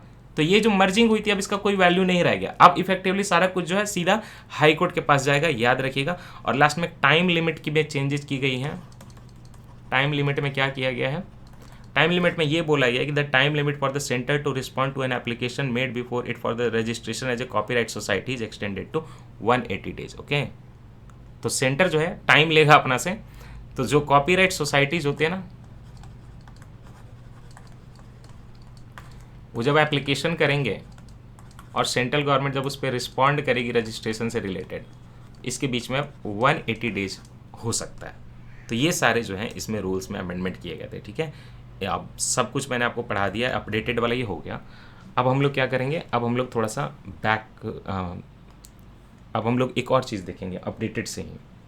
ये इंटेलेक्चुअल प्रॉपर्टी राइट से रिलेटेड जो कपिला स्कीम है, ये आपके अपडेटेड वाले जो PT 365 है उसमें दिया हुआ अपडेटेड 1 में। कपिला स्कीम क्या है, मैं आपको सीधे PIB से पढ़ा देता हूँ, क्योंकि विजन ने पूरा PIB का जो है आराम से कॉपी किया हुआ सारा कुछ, उन्होंने बस सेपरेट कर दिया। KAPILA scheme for patent awareness. Okay, इसका फुल फॉर्म क्या है देखिए, Kalam programme for intellectual property literacy and awareness. नाम से ही समझ में आ गया, Kalam programme for intellectual property literacy and awareness.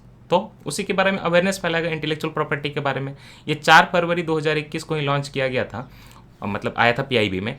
तो ये किसका इनिशिएटिव है देखिए, वो जो इसको जो इम्प्लीमेंट कर रहा है वो यूनियन मिनिस्ट्री ऑफ एजुकेशन है, याद रखें, ministry of commerce and industry नहीं है, यूनियन मिनिस्ट्री ऑफ एजुकेशन कर रहा है। और यहीं पे यही ट्रिकी चीज़ें आपको याद रखनी है, ये है पेटेंट से रिलेटेड, लेकिन इसको कौन इंप्लीमेंट कर रहा है, मिनिस्ट्री ऑफ एजुकेशन, है ना। सीधे सीधे वहाँ पे PT 365 में सेपरेट करके लिख दिया अच्छे से, implemented by ministry of education.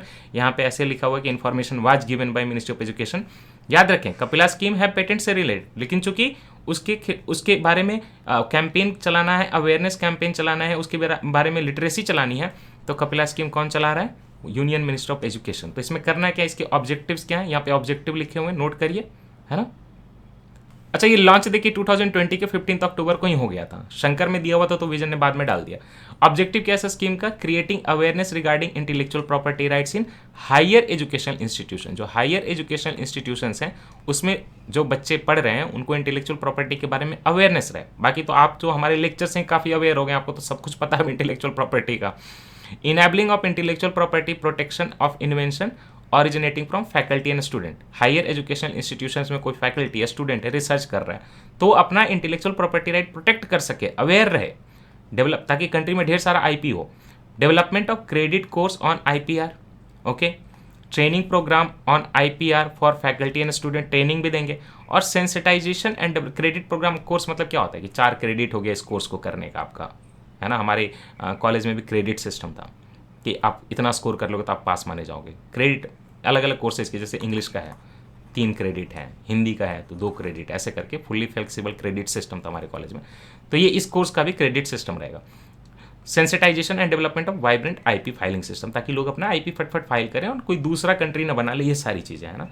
देखिए 46,000 यूजर्स जो है अपने रजिस्टर कर चुके कपिला स्कीम में 2021 में, इसलिए ये अपडेट आया था। बाकी ये लॉन्च हुआ था 15 अक्टूबर 2020 को ही।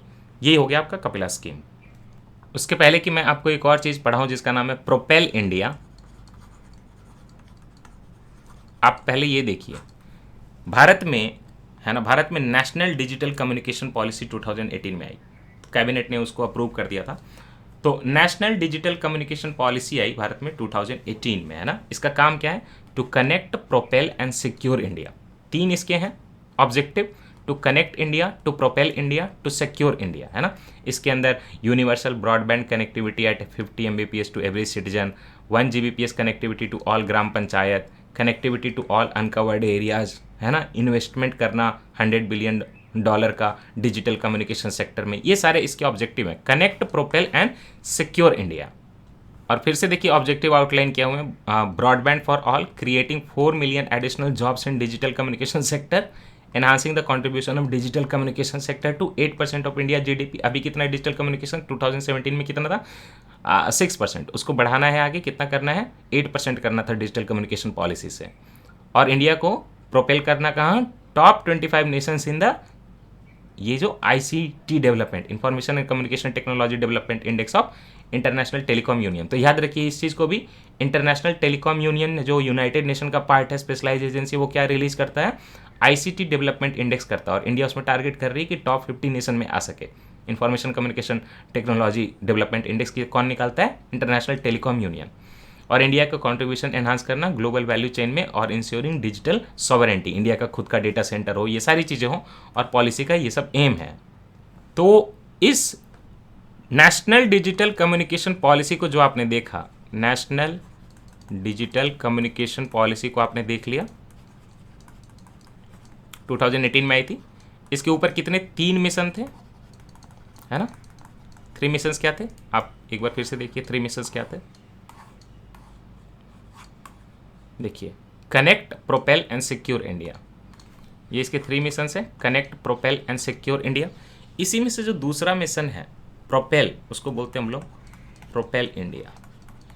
तो क्या करना है प्रोपेल इंडिया, और ये इंटेलेक्चुअल प्रॉपर्टी से कैसे रिलेटेड है। देखिए प्रोपेल इंडिया का जो एम है वो है कि नेक्स्ट जनरेशन जो टेक्नोलॉजी आ रही है इंफॉर्मेशन कम्युनिकेशन टेक्नोलॉजी में, है ना, उसको इनेबल करना है, उस सर्विसेज को इनेबल करना है, और उनमें इन्वेस्टमेंट मंगवाना है। प्रोपेल इंडिया में क्या है, नेक्स्ट जनरेशन जो टेक्नोलॉजी है ना, उसमें क्या करवाना है, इन्वेस्टमेंट करवाना है। पहले ही देखा ना आपने $100 बिलियन वगैरह की बात होती है, इन्वेस्टमेंट करवाना है, इनोवेशन करवाना है ना, साथ ही साथ IPR का इकोसिस्टम डेवलप करना, तभी तो आप डिजिटली सॉवरेन हो पाओगे ना, खुद का इंटेलेक्चुअल प्रॉपर्टी हो जाएगा। तो to 5 billion connected devices and accelerated transition to industry 4.0। और क्या बोल रहे हैं, इंडस्ट्री 4.0 जो है इंडस्ट्रियल रिवॉल्यूशन, उसमें हम लोग 2020 में एक्सेलरेटेड, 75 ईयर्स हो रहे हैं, तो आप जो है जल्दी से उस जो है एरिया में पहुंच सको। ओके, तो इसमें जो स्टार्टअप वगैरह हैं जो इनोवेशन कर रहे हैं डिजिटल कम्युनिकेशन में, ऐसे स्टार्टअप को बढ़ावा देना, ग्लोबली रिकॉग्नाइज्ड IPR का जो सिस्टम है वो इंडिया में लेकर आना, standard essential patents in the field of digital communication technology का डेवलपमेंट में बढ़ावा देना, कहें कि आप सिंपली की जो पेटेंट को बढ़ावा देना, है ना, साथ ही साथ 1 मिलियन मैन पावर को न्यू एज स्किल में जो है ट्रेनिंग देना, ये सारी जो है स्किलिंग करके ट्रेनिंग करके IPR का सिस्टम डेवलप करना, प्रोपेल इंडिया में नेक्स्ट जनरेशन टेक्नोलॉजी के लिए इन्वेस्टमेंट, इनोवेशन और IPR का इकोसिस्टम डेवलप करना, और इंडिया को इंडस्ट्री 4.0 2022 की तरफ जल्दी से प्रोपेल करना। यही प्रोपेल इंडिया जो कंपोनेंट है वो IPR से रिलेटेड है, इसलिए मैंने आपको पढ़ा दिया। नेशनल डिजिटल कम्युनिकेशन पॉलिसी, साथ ही साथ इंटरनेशनल टेलीकॉम यूनियन का ICT इंडेक्स होता है, इस चीज़ को आप बिल्कुल ना भूलें। ठीक ना, सारी चीज़ें डिस्कस हो गई। इंडिया में IPR की पॉलिसी है कि नहीं है, बिल्कुल है। इंडिया में national intellectual property right policy आई कब, IPR पॉलिसी इंडिया में जो है नेशनल लेवल पे 2016 में आई। तो क्या है, जितने भी एजेंसीज हैं IPR से रिलेटेड इंडिया में, है ना, जितने भी कानून हैं, स्टैट्यूट्स, आपने देखा ना, हर इंटेलेक्चुअल प्रॉपर्टी के पीछे कानून, ये सारी चीज़ें पढ़ा दी मैंने आपको, है ना। और जितने भी IPR के फॉर्म्स हैं, इन सारे के बीच में जो है सिनर्जी मेंटेन करना, कम्युनिकेशन मेंटेन करना, सबको साथ साथ चलाना। इसीलिए तो कॉपीराइट में भी आप देखना ना, आपने अमेंडमेंट किए गए रूल में सब में सिनर्जीज रहे। तो नेशनल IPR पॉलिसी पहले तो ये कोशिश करेगा कि इंडिया में जितने भी IPR से रिलेटेड एजेंसीज है गवर्नमेंट की हैं, जितने भी कॉपीराइट सोसाइटीज़ हैं, स्टैट्यूट्स हैं, IPRs हैं, सारी चीज़ों को सिनर्जी मेंटेन करना है ना। और इसके ओवरऑल 7 ऑब्जेक्टिव हैं नेशनल IPR पॉलिसी के। ऑब्जेक्टिव जो है इंडिया में 7 है। कौन कौन से ऑब्जेक्टिव है? पहला तो ये है कि IPR के बारे में अवेयरनेस, सबसे लैकिंग चीज़ यही है, जो है ना लोग चोरी कर डालते हैं। IPR के लिए अवेयरनेस करवाना है ना, और उसको लोगों को बताना अवेयरनेस करके कि IPR के इकोनॉमिक, सोशल, है ना, और कल्चरल बेनिफिट भी होते हैं, आप इस चीज़ को समझिए। दूसरा, जनरेशन ऑफ IPR, आईपीआर पैदा ही करना इंडिया में एक बड़ा चैलेंज है, तभी तो स्कूल लेवल पे और हायर एजुकेशनल इंस्टीट्यूशन लेवल पे जो है आईपीआर की अवेयरनेस फैलाई जा रही है। जनरेशन ऑफ आईपीआर नहीं करोगे तो फिर आपकी सॉवरेनिटी कैसे मेंटेन होगी, आपको दूसरे कंट्री पे डिपेंड करना पड़ेगा, है ना। इस चीज़ को, जनरेशन ऑफ आईपीआर को क्या करना है, हमें स्टिमुलेट करना है ना, ये आपके मेंस में आ सकता है।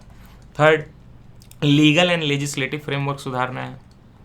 लेजिस्लेटिव एक ही चीज़ है, एंड लीगल फ्रेमवर्क आईपीआर के लिए डेवलप करना है। कई सारे कन्वेंशन साइन कर लिए हैं उसके हिसाब से, to have a strong and effective IPR laws, है ना, strong plus effective IPR laws हमें कंट्री में डेवलप करने हैं ना, जिससे कि जो ओनर है और जो पब्लिक इंटरेस्ट है दोनों का जो है यहाँ पे सेफ्टी सिक्योरिटी मिल सके। आईपीआर का मतलब यही होता है। अच्छा, देन एडमिनिस्ट्रेशन और मैनेजमेंट में भी ऑब्जेक्टिव है। एडमिनिस्ट्रेशन और मैनेजमेंट में क्या, हमें सब कुछ मॉडर्नाइज करना है ना, सर्विस ओरिएंटेड आईपीआर एडमिनिस्ट्रेशन करना है। एक तो हमें क्या करना है, सिस्टम को पूरा मॉडर्नाइज करना है, दूसरा साथ ही साथ क्या, सर्विस ओरिएंटेड, कि फाइनली उसका फायदा हो। इसीलिए तो गवर्नमेंट बोल रही है कि आप पूरे साल का बताइए कि आपने कितना कमर्शियलाइजेशन किया पेटेंट करने के बाद। सर्विस ओरिएंटेड आईपीआर एडमिनिस्ट्रेशन हो, विन विन सिचुएशन हो सोसाइटी को और आईपीआर के ओनर को। पांचवा क्या है ऑब्जेक्टिव, पांचवा ऑब्जेक्टिव है कमर्शियलाइजेशन ऑफ आईपीआर। इस पे बहुत फोकस है। आप लेके आविष्कार करके उसको तकिए के अंदर छुपा दोगे तो कोई फायदा नहीं है सोसाइटी के लिए। कमर्शियलाइजेशन होना चाहिए, commercialisation of IPR, okay, value of IPR through commercialisation मिले। छठा क्या है, एनफोर्समेंट एंड एडजुडिकेशन। ये सारी चीज़ें जो है उसको एनफोर्स करना पड़ेगा, और कोई लड़ाई होगी तो उसको सुलझाना पड़ेगा, है ना, लीगल, तो एनफोर्समेंट एंड एडजुडिकेशन भी देखना पड़ेगा, है ना। जितने भी आपके कंट्री में स्टैट्यूट हैं, इंटरनेशनल लॉज फॉलो कर रहे हैं, तो कॉपीराइट की जो आपकी कहें कि आईपीआर बोलें, आईपीआर की जो इन्फ्रिंजमेंट है, जो लोग चोरी कर लेते हैं, वो हमें कम करनी है एनफोर्समेंट और एडजुडिकेशन करके। लास्ट में ये है ह्यूमन कैपिटल का डेवलपमेंट करना है। ये ओवरऑल ऑब्जेक्टिव, सब सारी ऑब्जेक्टिव मिला के एक अलग से ऑब्जेक्टिव, ह्यूमन कैपिटल डेवलपमेंट, ये सातवां ऑब्जेक्टिव है ना। ह्यूमन रिसोर्सेज के डेवलपमेंट, इंस्टीट्यूशन के development, right, teaching, training, research, skill building, ये सारा आईपीआर में हमें डेवलप करना है। ये हमारे 7 ऑब्जेक्टिव हैं आईपीआर पॉलिसी के, और ये हमने लिया 2020 के पीटी 365 से। 2020 के पीटी 365 से एक और हम टॉपिक लेंगे, इसको शॉर्ट में डिस्कस करेंगे, patent prosecution highway programme. Patent prosecution highway programme. Highway क्यों है ना, हाईवे क्यों, हाईवे पे गाड़ियाँ फास्ट चलती हैं और पेटेंट से रिलेटेड चीज़ें भी फास्ट चलें, इसके लिए पेटेंट प्रोसिक्यूशन हाईवे प्रोग्राम। हुआ क्या, पिछले साल की न्यूज़ है कि यूनियन जो कैबिनेट है उन्होंने बोला कि हम लोग bilateral patent prosecution highway programme चलाएंगे। क्या चलाएंगे, bilateral, country to country deal करके bilateral patent prosecution highway programme चलाएंगे, है ना। और उन्होंने सबसे पहले ये डील साइन किसके साथ की थी, जापान के साथ की थी। तो इसमें क्या होगा, एक तो इंडिया का पेटेंट ऑफिस होगा, एक तरफ से क्या होगा, इंडियन पेटेंट ऑफिस होगा, और एक तरफ से जापान का जैसे कि पेटेंट ऑफिस होगा। दोनों तरफ के पेटेंट ऑफिस होंगे, है ना। और जापान के अलावा कोई और भी कंट्री हो सकती है जिसमें इंडिया को इंटरेस्ट है। इससे क्या होगा कि पेटेंट ऑफिस ऑफ इंडिया और जापान जो है ना आपस में एग्रीमेंट करके, कोई भी मान लीजिए कि जापान ने यहाँ पे एप्लीकेशन किया, आपको पता है ना पेटेंट के लिए हर कंट्री में जाके रजिस्ट्रेशन कराना पड़ता है, तो उससे क्या होगा कि एक्सपेडिशियस ग्रांटिंग ऑफ पेटेंट होगा। जल्दी से जो है जापान का एप्लीकेशन जल्दी से आएगा, जापान के किसी सिटीजन का या कंपनी का, तो इंडिया में फट से रजिस्टर कर लिया जाएगा उसको। तो एक्सपेडिशियस ग्रांटिंग ऑफ व्हाट, पेटेंट्स, इसीलिए हाईवे बोल रहे हैं ना, ठीक। जो इंडियन एंटिटी होगी जापान में अप्लाई करेगी तो उसको भी जल्दी से मिलेगा, जो जापान की एंटिटी होगी इंडिया में अप्लाई करेगी तो जल्दी से मिलेगा। और दोनों में कवरेज का है कुछ कुछ, जैसे कि इंडियन पेटेंट ऑफिस में रिसीव एप्लीकेशन, जो इंडिया ने बोला जापान को कि भाई देखो आप लोग बहुत एक्सपर्ट हो, तो आप जो है कुछ स्पेसिफाइड टेक्निकल फील्ड में ही हम आपको हाईवे प्रोग्राम में रखेंगे, इलेक्ट्रिकल में, इलेक्ट्रॉनिक में, कंप्यूटर साइंस में, इंफॉर्मेशन टेक्नोलॉजी में, फिजिक्स, मैकेनिकल में, ये सब आपको याद नहीं रखना है। और जापान पेटेंट ऑफिस ने बोला कि इंडिया से कोई भी किसी भी फील्ड में एप्लीकेशन आएगा तो हम एक्सेप्ट करेंगे ना। इससे क्या बेनिफिट होगा, एक तो ये हो जाएगा कि जो पेटेंट के एप्लीकेशन है उनमें पेंडेंसी नहीं होगी, जल्दी से डिस्पोज हो जाएगा, है ना। कंसिस्टेंसी रहेगी क्वालिटी ऑफ ग्रांटिंग पेटेंट्स में, और इससे क्या होगा, इन्वेस्टमेंट बहुत ज़्यादा आएगी, न्यूअर टेक्नोलॉजी इंट्रोड्यूस होंगी तो मेक इन इंडिया को जो है बढ़ावा मिलेगा। जापान की कंपनी आएगी यहाँ पे अपना पेटेंट लेके फट से रजिस्टर करा के काम करना शुरू कर देगी, प्रोडक्शन करना शुरू कर देगी। तो पेटेंट प्रोसिक्यूशन हाईवे प्रोग्राम आप याद रखें, इतना काफ़ी है। अब मैं आपको जो है IPR से रिलेटेड और क्या चीज़ पढ़ाऊँ, ये भी पिछले साल का है। ये देखिए पेटेंट लॉ ट्रीटी है। पेटेंट लॉ ट्रीटी क्या है? Patent law treaty multilateral treaty है जो कि 2000 में जेनेवा स्विट्जरलैंड में साइन की गई थी। इसमें 53 स्टेट्स ने साइन किया था और European patent organisation, European union की तरफ से इन्होंने साइन किया था। पेटेंट लॉ ट्रीटी करती क्या है? इसमें पूरा जो है फॉर्मल प्रोसीजर रीजनल लेवल पे, नेशनल लेवल पे स्ट्रीमलाइन करना है जो भी कंट्री पेटेंट लॉ ट्रीटी को साइन करेगी। ये किसका इनिशिएटिव है? वर्ल्ड इंटेलेक्चुअल प्रॉपर्टी ऑर्गेनाइजेशन का इनिशिएटिव है। आप इस मैप में देखिए इंडिया नहीं है, तो India is not a signatory of patent law treaty, याद रखिएगा, इतना ही जानना है। देखिए patent law treaty adopted by वाइपो इन 2000, एंटर्ड फोर्स इन 2005। इसमें इंडिया जो है, इंडिया ने साइन नहीं किया। ठीक, ऐसा ही एक मिलता जुलता ट्रीटी है, वो है Singapore treaty on the law of trademarks. देखिए Singapore treaty on law of trademarks है ना, Singapore treaty on law of trademarks was adopted in Singapore in 2006, entered in force in 2009। Okay, और इसका रेटिफिकेशन 10 कंट्रीज ने किया था। अब यहाँ पे भी देखिए कि इंडिया पार्ट नहीं है। अब मैप को देखिए, इंडिया ने Singapore treaty on law of trademark को जो है साइन नहीं किया है, right. Singapore treaty on law of trademarks क्या करता है? पूरे दुनिया में इंटरनेशनल फ्रेमवर्क जो है उसको डायनामिक बनाना है, मॉडर्न बनाना है, फिर अगेन हार्मोनाइजेशन करना है एडमिनिस्ट्रेशन को अपने कंट्री में ट्रेडमार्क रजिस्ट्रेशन वगैरह के लिए। तो इंडिया ने न सिंगापुर ट्रीटी साइन की है ट्रेडमार्क के लिए, न ही पेटेंट लॉ ट्रीटी साइन की है जो कि जेनेवा स्विट्जरलैंड से आया था। ये भी वाइपो का ही इनिशिएटिव है। ये देखिए Singapore treaty on law of the trademarks, वाइपो का इनिशिएटिव। इंडिया ने वाइपो का सिंगापुर ट्रीटी साइन नहीं किया, पेटेंट लॉ ट्रीटी साइन नहीं किया। अब हमें 2 इंडाइसेस पढ़ने हैं रिलेटेड किसी से, IPR से। एक तरफ हमें पढ़ना है यूनाइटेड स्टेट्स का, एक है इंटरनेशनल इंटेलेक्चुअल प्रॉपर्टी इंडेक्स। क्या है? International intellectual property index. और उससे ज़्यादा इंपॉर्टेंट क्या है? Global innovation index. ये दोनों इंडेक्स आपको जानने हैं। इंटरनेशनल जो इंटेलेक्चुअल प्रॉपर्टी इंडेक्स है, इसको कौन रिलीज करता है? एक minute.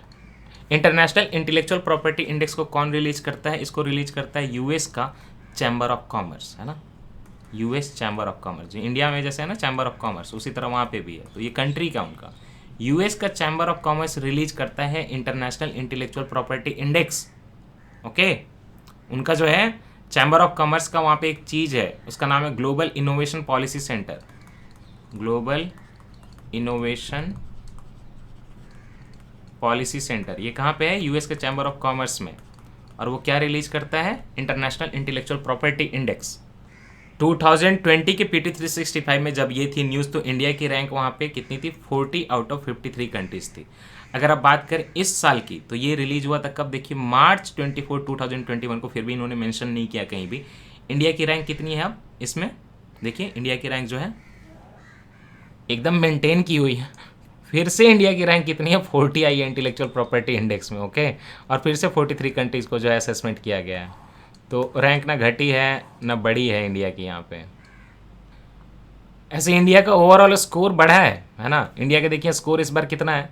India rank 40th in 2020, scoring 38.4 out of 100 on A set of 50 intellectual property related indicators. India's overall score has increase from 36.04%, है ना। इसके पीछे जो इंडिया की थी स्कोर वो 36 थी, अभी 38 है। और रैंक लेकिन दोनों में सेम रह गई है।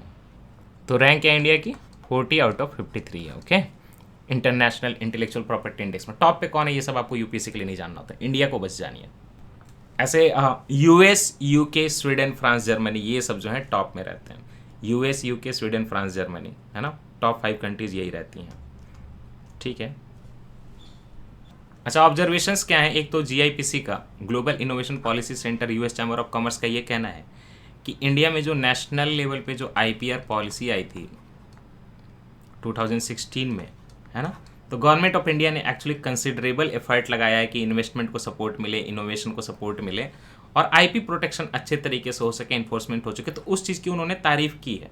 लेकिन फिर भी बोला है कि job is not yet done, और काम करना चाहिए इंडिया को स्ट्रॉन्ग आईपी के प्रोटेक्शन के लिए। देखिए यूएस के इंटरेस्ट इन्फ्रिंज होते हैं ना, इंडिया वाले लोग पायरेसी वगैरह करते हैं ना, तो बोल रहे हैं कि अच्छा काम किया है आईपीआर पॉलिसी से, लेकिन थोड़ा और करने की ज़रूरत है। और साथ ही साथ ये भी बोल रहे हैं कि अभी थोड़ी देर पहले मैंने आपको बोला कि सिंगापुर ट्रीटी है ना, Singapore treaty on law, Singapore treaty trademark से था, इसके अलावा Singapore treaty on law trademarks and patent law treaty है ना, तो ये सब में भी जो है ट्रांसपेरेंटली इंडिया को रिपोर्ट वगैरह करना चाहिए, कुछ ऐसा बोला है। क्या कहा है मैं फिर से पढ़ देता हूँ। India needs to do more in the field of patent enforcement, compulsory licensing ना करे इंडिया इतना ज़्यादा, रेगुलेटरी डेटा प्रोटेक्शन करे, ट्रांसपेरेंसी करे reporting and seizures by customs, sign करे, हाँ साइन करे, साइन करे किस चीज़ को, सिंगापुर ट्रीटी ऑन ट्रेडमार्क को साइन करे, Singapore treaty on law of trademarks and patent, और हाँ सॉरी कह रहे हैं कि नेशनल आईपीआर पॉलिसी तो ठीक है, लेकिन इंडिया ने जो पेटेंट लॉ ट्रीटी नहीं साइन किया वाइपो का पेटेंट लॉ ट्रीटी, बोल रहे हैं कि आप उसको साइन करिए प्लीज़। और क्या साइन करिए, सिंगापुर ट्रीटी ऑन ट्रेडमार्क्स, इसको भी साइन करिए, इंडिया ने साइन नहीं किया है ना, तो ऐसी डिमांड कर रहे हैं, वो तो कहेंगे ही, उनका काम ही है। तो दिस इज इट इसके बारे में, किसके बारे में, इंटरनेशनल इंटेलेक्चुअल प्रॉपर्टी इंडेक्स के बारे में, इंटरनेशनल इंटेलेक्चुअल प्रॉपर्टी इंडेक्स के बारे में इतना काफ़ी है। What about global innovation index, global innovation index कौन निकालता है, ग्लोबल इनोवेशन इंडेक्स निकालता है आपका वर्ल्ड इंटेलेक्चुअल प्रॉपर्टी ऑर्गेनाइजेशन, है ना, और साथ ही साथ top business universities like Cornell university institute. तो ऐसे तो ग्लोबल इनोवेशन इंडेक्स कोई बोले तो आप वाइपो ही याद रखें, लेकिन कुछ उसमें यूनिवर्सिटीज भी हैं, है ना, वो आपसे नहीं पूछा जाएगा। वो यूनिवर्सिटीज हैं कई सारी, उसमें से एक जैसे कि कॉर्नेल यूनिवर्सिटी है, एक इंसीड यूनिवर्सिटी जो कि बहुत फेमस है, इंसीड बिजनेस स्कूल, ये ऐसी यूनिवर्सिटी इन्वॉल्व है। लेकिन अगर आपसे कोई पूछेगा ग्लोबल इनोवेशन इंडेक्स ना, तो वो वर्ल्ड इंटेलेक्चुअल प्रॉपर्टी ऑर्गेनाइजेशन ही आपको देगा। इसीलिए मैंने बोला कि जीआईआई ज़्यादा इंपॉर्टेंट है इंस्टेड ऑफ आईआईपी इंडेक्स है। आईआईपी इंडेक्स तो यूएस का चैम्बर ऑफ कॉमर्स का, जीआईपीसी का है, ग्लोबल इनोवेशन पॉलिसी सेंटर का, वो तो प्रेशर बनाते हैं कंट्रीज पे कि आप ये साइन करो, ये साइन करो। लेकिन ग्लोबल इनोवेशन इंडेक्स वाइपो निकलता है, तो ये ज़्यादा इंपॉर्टेंट है। ये 129 इकोनॉमीज को देखता है सबसे पहले, तो यूएस वाला तो बस 50 को देख रहा था ना, 53 को, ये 129 कंट्रीज को देखता है, इकोनॉमीज को देखता है। और कितने इंडिकेटर यूज करता है भाई, आपको कुछ नहीं याद रखना, ये 80 इंडिकेटर्स यूज करता है, देखता है कि इनोवेशन की कैपेसिटी कितनी है, आउटपुट कितना आ रहा है, रिसर्च कैसा हो रहा है, डेवलपमेंट कैसा हो रहा है, इन्वेस्टमेंट कैसा हो रहा है, पेटेंट ट्रेडमार्क फाइलिंग क्या चल रहा है, क्या आपका कोई मोबाइल फ़ोन ऐप चला रहे हैं, आपका हाई टेक्नोलॉजी का नेट एक्सपोर्ट्स कैसा हो रहा है ना। तो याद रखिएगा कि 2019 का जो ग्लोबल इनोवेशन इंडेक्स था ना, उसका थीम इंडिया ने होस्ट किया था, और वो क्या था, 2019 का ग्लोबल इनोवेशन इंडेक्स का जो थीम था वो इंडिया ने होस्ट किया था। और था वो क्या थीम था, मतलब सॉरी 2019 का जो ग्लोबल इनोवेशन इंडेक्स की जो मीटिंग थी वो इंडिया ने होस्ट की थी, होस्टेड बाय इंडिया। और उसका थीम क्या था, काफ़ी ज़्यादा हो रहा है ना यहाँ पे लिखा हुआ, 2019 का जो ग्लोबल इनोवेशन इंडेक्स था उसकी जो मीट हुई थी, है ना, उसको होस्ट किया था इंडिया ने। और उसका थीम क्या था, आपसे यूपीएससी क्या पूछेगा, क्या इस बार की जो मीट है उसका थीम ये है, तो वहाँ पे आप एलिमिनेट करके जानते हो कि नहीं, ये तो पहले हो चुका है। तो थीम क्या था, creating healthy lives the future of medical innovation. क्या है, creating healthy lives future of medical education. ठीक है, ये 2019 वाले का थीम था, उसको होस्ट किया था इंडिया ने। यूपीएससी आप पूछेगा कि क्या क्या creating healthy lives future of medical education India ने 2021 में होस्ट किया, और आप मार्क कर दोगे क्योंकि आप सोचोगे कोविड से रिलेटेड टाइम पे हेल्थ का कॉन्सेप्ट पूछेगा UPSC. But understand that UPSC कभी कभी आपके साथ ऐसा गेम खेलता है। तो लास्ट ईयर की पीटी 365 में जो ग्लोबल इनोवेशन इंडेक्स दी हुई थी वो 2019 वाली आई थी। तो 2019 में जो इंडिया की रैंक बताई थी वो 52nd बताई थी, है ना। ठीक, उसके पहले अगर बात करें 2018 में, तो इंडिया की रैंक कितनी थी, 57 थी। देखिए 2018 में इंडिया की रैंक 57 थी, 2019 में इंडिया की रैंक 52nd हुई, और ये मैं आपको सिंपली ग्लोबल इनोवेशन इंडेक्स की वेबसाइट पे से पढ़ा रहा हूँ कि अभी इंडिया की रैंक जो 2020 लेटेस्ट वाला है उसमें 48 है। कंसिस्टेंट इंप्रूवमेंट है 2018, 2019, 2020, 57, 52nd और अब जाके 48 रैंकिंग मिली है इंडिया को, जो कि एक अच्छी रैंकिंग मानी जाएगी, है ना। ठीक, तो दैट्स इट। इसके साथ ही जो है इंटेलेक्चुअल प्रॉपर्टी में आपको इससे बाहर कोई क्वेश्चन नहीं पूछा जाएगा, मैंने आपको सब कुछ पढ़ा दिया है। You are done with everything. Keep smiling, be happy, prepare well. थोड़ा कम टाइम है, आपको अपनी तरफ से करते रहना। मैं एक्स्ट्रा पढ़ा रहा हूँ, जिन लोगों के पास टाइम है और कर सकें तो बिल्कुल साथ में कर लें, तो क्वेश्चन बाहर से नहीं आएंगे, है ना। तो इसी के साथ साइंस एंड टेक्नोलॉजी का जो IPR है वो आपका हो गया डन। ठीक है, अब नेक्स्ट में हम लोग मिलेंगे तो क्या पढ़ेंगे, IT एंड कंप्यूटर से related technology. IT and computer जो कि काफ़ी उपयोगी भी है, इंटरेस्टिंग भी है। IT एंड कंप्यूटर से रिलेटेड टेक्नोलॉजी में आपको मैं क्या क्या पढ़ाऊंगा तो मैं बहुत कुछ चीज़ें, बट मेनली जो आपके PT 365 में जो मेंशन्ड है, मैं उसकी बात करूं तो 5G की पढ़ाई होगी कि 5G क्या होता है, तो मैं आपको यहाँ पे 1G 4G सब कुछ पढ़ाऊंगा। Narrow band internet of things की बात आ रही है तो इंटरनेट ऑफ थिंग पढ़ाऊंगा, right. Prime minister WiFi access network interface, PM वानी क्या आया है स्कीम, इसके बारे में जानेंगे। डार्क नेट पढ़ाऊंगा, राइट, डार्क नेट तो पढ़ाऊंगा, साथ ही साथ सुपर कंप्यूटर पढ़ाएंगे कि इंडिया में कौन कौन से सुपर कंप्यूटर वगैरह डेवलप हुए हैं रिसेंटली, क्या है कंडीशन, राइट। क्वांटम की डिस्ट्रीब्यूशन, क्वांटम की, ये आपके इंटरव्यू में और प्रीलिम्स में आ सकता है क्वेश्चन, क्वांटम की distribution. 3D printing, like always 3D printing, है ना, कुछ ना मिले गर्लफ्रेंड बॉयफ्रेंड तो 3D प्रिंट कर लीजिए, पिछली बार आपको ये चीज़ें बताई है। Data empowerment and protection architecture country में कैसा क्या है। अच्छा, ये डेटा कितने टाइप के होते हैं, तो वहाँ पे नॉन पर्सनल डेटा क्या होता है भाई, नॉन पर्सनल डेटा क्या होता है ना। Aarogya Setu data access and knowledge sharing protocol आया है 2020 में, वो देखेंगे। कुछ और इसके अलावा चीज़ें भी देखेंगे, और जो एक्स्ट्रा चीज़ें होंगी 2020 से अगर लगा रिलेवेंट तो वो ऐड होंगी। अपडेटेड वाले में भी चीज़ें आई होंगी तो वो भी ऐड होगा।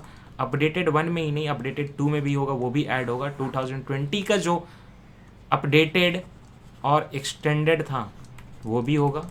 उसके पहले के सारे मेन इश्यूज़ के लिए जो सप्लीमेंट्री था वो भी ऐड होगा, है ना। और साथ शंकर IAS में अगर कोई और इससे रिलेवेंट चीज़ें होंगी तो ये सारा कवर होगा साइंस एंड टेक्नोलॉजी में आपका IT एंड कंप्यूटर में। जब IT एंड कंप्यूटर कर लेंगे तो छोटा सा चलेगा रिसर्च एंड डेवलपमेंट, फिर स्पेस टेक्नोलॉजी लंबी सी चलेगी, और स्पेस टेक्नोलॉजी के बाद आपका काम बिल्कुल आसान हो जाता है, क्योंकि हेल्थ शुरू हो जाता है। हेल्थ देखने में लंबा लगता है लेकिन उसमें कुछ होता नहीं, आपको बहुत ज़्यादा गूगलिंग, बहुत कुछ सीखना नहीं पड़ता। उसके बाद वाइंड अप हो जाएगा, डिफेंस करके अवार्ड वगैरह करके वाइंड अप हो जाएगा। So thank you so much, take care, है ना। ऐसे ऐसे स्माइल करिए, जब अंदर दर्द हो ना बहुत, तो ऐसे जो है ऐसे ऐसे करिए और ऐसे ज़बरदस्ती स्माइल करिए ठीक है, हंसते रहेंगे तो खुश रहेंगे। और बाकी आई होप मैं साथ ही साथ ये भी होप करता हूँ यार, मैं आप लोगों से कनेक्टेड हूँ, तो आई होप कि आपके घर में भी सब कोई हेल्दी हो। एक तो बड़ी प्रॉब्लम आ रही है कि ना, जैसे पेरेंट्स हैं हमारे, मेरे खुद के पेरेंट्स अब 70s के ऊपर हैं। अब जब से कोविड 2 साल से हुआ है, 2 ईयर से, एक तो मैं उनसे मिला नहीं 2 साल से, वो तो चल ही रहा है। साथ ही साथ ये भी प्रॉब्लम है कि वो भी बाहर वॉक वगैरह भी नहीं कर पा रहे हैं। वैक्सीनेशन तो लिया हुआ है दोनों डोज, लेकिन रिस्क कौन लेगा इस एज में, BP शुगर की प्रॉब्लम हो तो 2 साल से घर में बंद। दूसरी प्रॉब्लम आ रही है, बुजुर्गों के अलावा बच्चों को भी प्रॉब्लम आ रही है, क्योंकि किड्स मेरे घर में ढेर सारे हैं। हम लोग 5 भाई बहन हैं, मेरे को छोड़ के सारे मैरिड हैं ऊपर, और सबके 2-2 बच्चे हैं। एक मेरे मुंबई वाले भैया को छोड़ के उनका एक बच्चा, तो कितने मतलब 5-5 साल के कर करके जोड़ के ऐसे कितने बच्चे हो गए जिनकी अभी स्कूलिंग की शुरुआत हुई। सबसे छोटे वाले की तो अभी होम स्कूलिंग चल रही हो, 3 साल का। बाकी सब 5 साल से 7 साल ऐसे करके हैं, एक है 13 साल का, ये 11 साल का जो। तो ये सारे लोगों की स्कूलिंग नहीं हो पा रही है ना। अब बच्चा फ्रेंड बनाता है, इंटरेक्शन करता है, लाइव वो चीज़ अलग होती है ना। बचपन में बहुत नर्चरिंग के लिए ज़रूरत है कि स्कूलिंग हो पाए, वो सारी स्कूलिंग रुक गई। अरे जूम ऐप अच्छी चीज़ है, ठीक है, टीचिंग हो गई, लेकिन वो फ्रेंड डेवलप करना, फिजिकल एक्टिविटी करना, ये सब कहाँ से होगा। बाकी मैंने उनको एयर हॉकी भेजा है खेलने के लिए, तो उससे थोड़ा बहुत खेलते वेलते हैं, बस। कितना जाएंगे, बाहर जाएंगे तो वहाँ भी रिस्क है कि भाई कौन इन्फेक्टेड हो पता नहीं। अभी तक रिस्क है ही, अच्छा खासा रिस्क है, कोई नहीं जानता कब क्या हो जाए। तो ये बड़ी प्रॉब्लम है, जनरेशन प्रभावित हो गई है। 2 ईयर्स ऑफ कंप्लीट कन्फाइनमेंट, आप समझ रहे हो, it's a long punishment, right. बाकी जो लोग जॉब कर रहे हैं वो कम परेशान नहीं है, उनका क्या हो रहा है कि वर्क फ्रॉम होम हो रहा है मोस्ट ऑफ द टाइम। अब क्या हो रहा है कि वर्क और होम, ये दोनों वर्ड आते हैं वर्क फ्रॉम होम में, और ये कोई बहुत अच्छी चीज़ नहीं है लॉन्ग टाइम के लिए। मिक्सिंग अप हो जाती है, ना आप घर के रहते हो ना आप घाट के रहते हो, काम कर रहे हो इफेक्ट पड़ रहा है क्योंकि बच्चा गोदी में खेल रहा है, होम में हो, और होम का काम नहीं कर पा रहे हो क्योंकि ऑफिस का काम कर रहे हो। कम से कम आइसोलेटेड 9 AM to 5 PM की जो जॉब होती 8 घंटे की, तो इंसान कंप्लीटली डेडिकेटेड वर्क करता ना। अब वो कहीं का नहीं है। ये बड़ी ख़राब चीज़ आ गई। चाइना अजीब सी कंट्री है, सबको बर्बाद करके छोड़ेगी। खैर, थैंक यू सो मच, है ना। Be happy, take care. I hope आप लोग जो है सेफ़ रहें और आपके घर वाले भी सेफ़ रहें। और पता है अपना पेरेंट्स वगैरह को, मेरे पेरेंट्स तो थोड़े समझदार है, लेकिन मैंने कई पेरेंट्स को देखा, नहीं समझते, समझाने के बावजूद भी प्रिकॉशन, कौन प्रिकॉशन लेगा, बड़े जोश में रहते। पुराने आदमियों का एक अलग ही जोश रहता, ना लाइफ लॉन्ग होती थी, ना कुछ होता था, ना एजुकेशन होती थी, ना पैसा होता था, लेकिन जोश बहुत रहता है इनको। पिछला जनरेशन अलग ही लेवल है। मतलब एक्चुअली में पिछला जनरेशन हमारे कंट्री का बहुत अजीब है, इसमें कोई बुरा ही नहीं है। पेरेंट्स बच्चों को प्यार करते हैं वो अलग चीज़ है, लेकिन जनरेशन वो अलग है। तो समझाइए उनको, ना माने ना कि भाई वैक्सीन, कुछ लोग वैक्सीन नहीं ले रहे, तो वैक्सीन तो नहीं, अलग बात हो गई, लेकिन प्रोटेक्शन लेना बहुत ज़रूरी है। वैक्सीन कितना बचाएगा भाई। तो मेन तो ये है कि आइसोलेटेड रहना, लोगों से बच के रहना। पेरेंट्स वगैरह ना समझे ना, तो आप क्या करिए ना, बोल दीजिए कि खाना नहीं खाइएगा, है ना, गांधी जी जैसा। चलिए, कहीं आपको भी आज़ादी ना दे दे पेरेंट्स ये सुन के। Thank you so much, take care, tata, bye bye.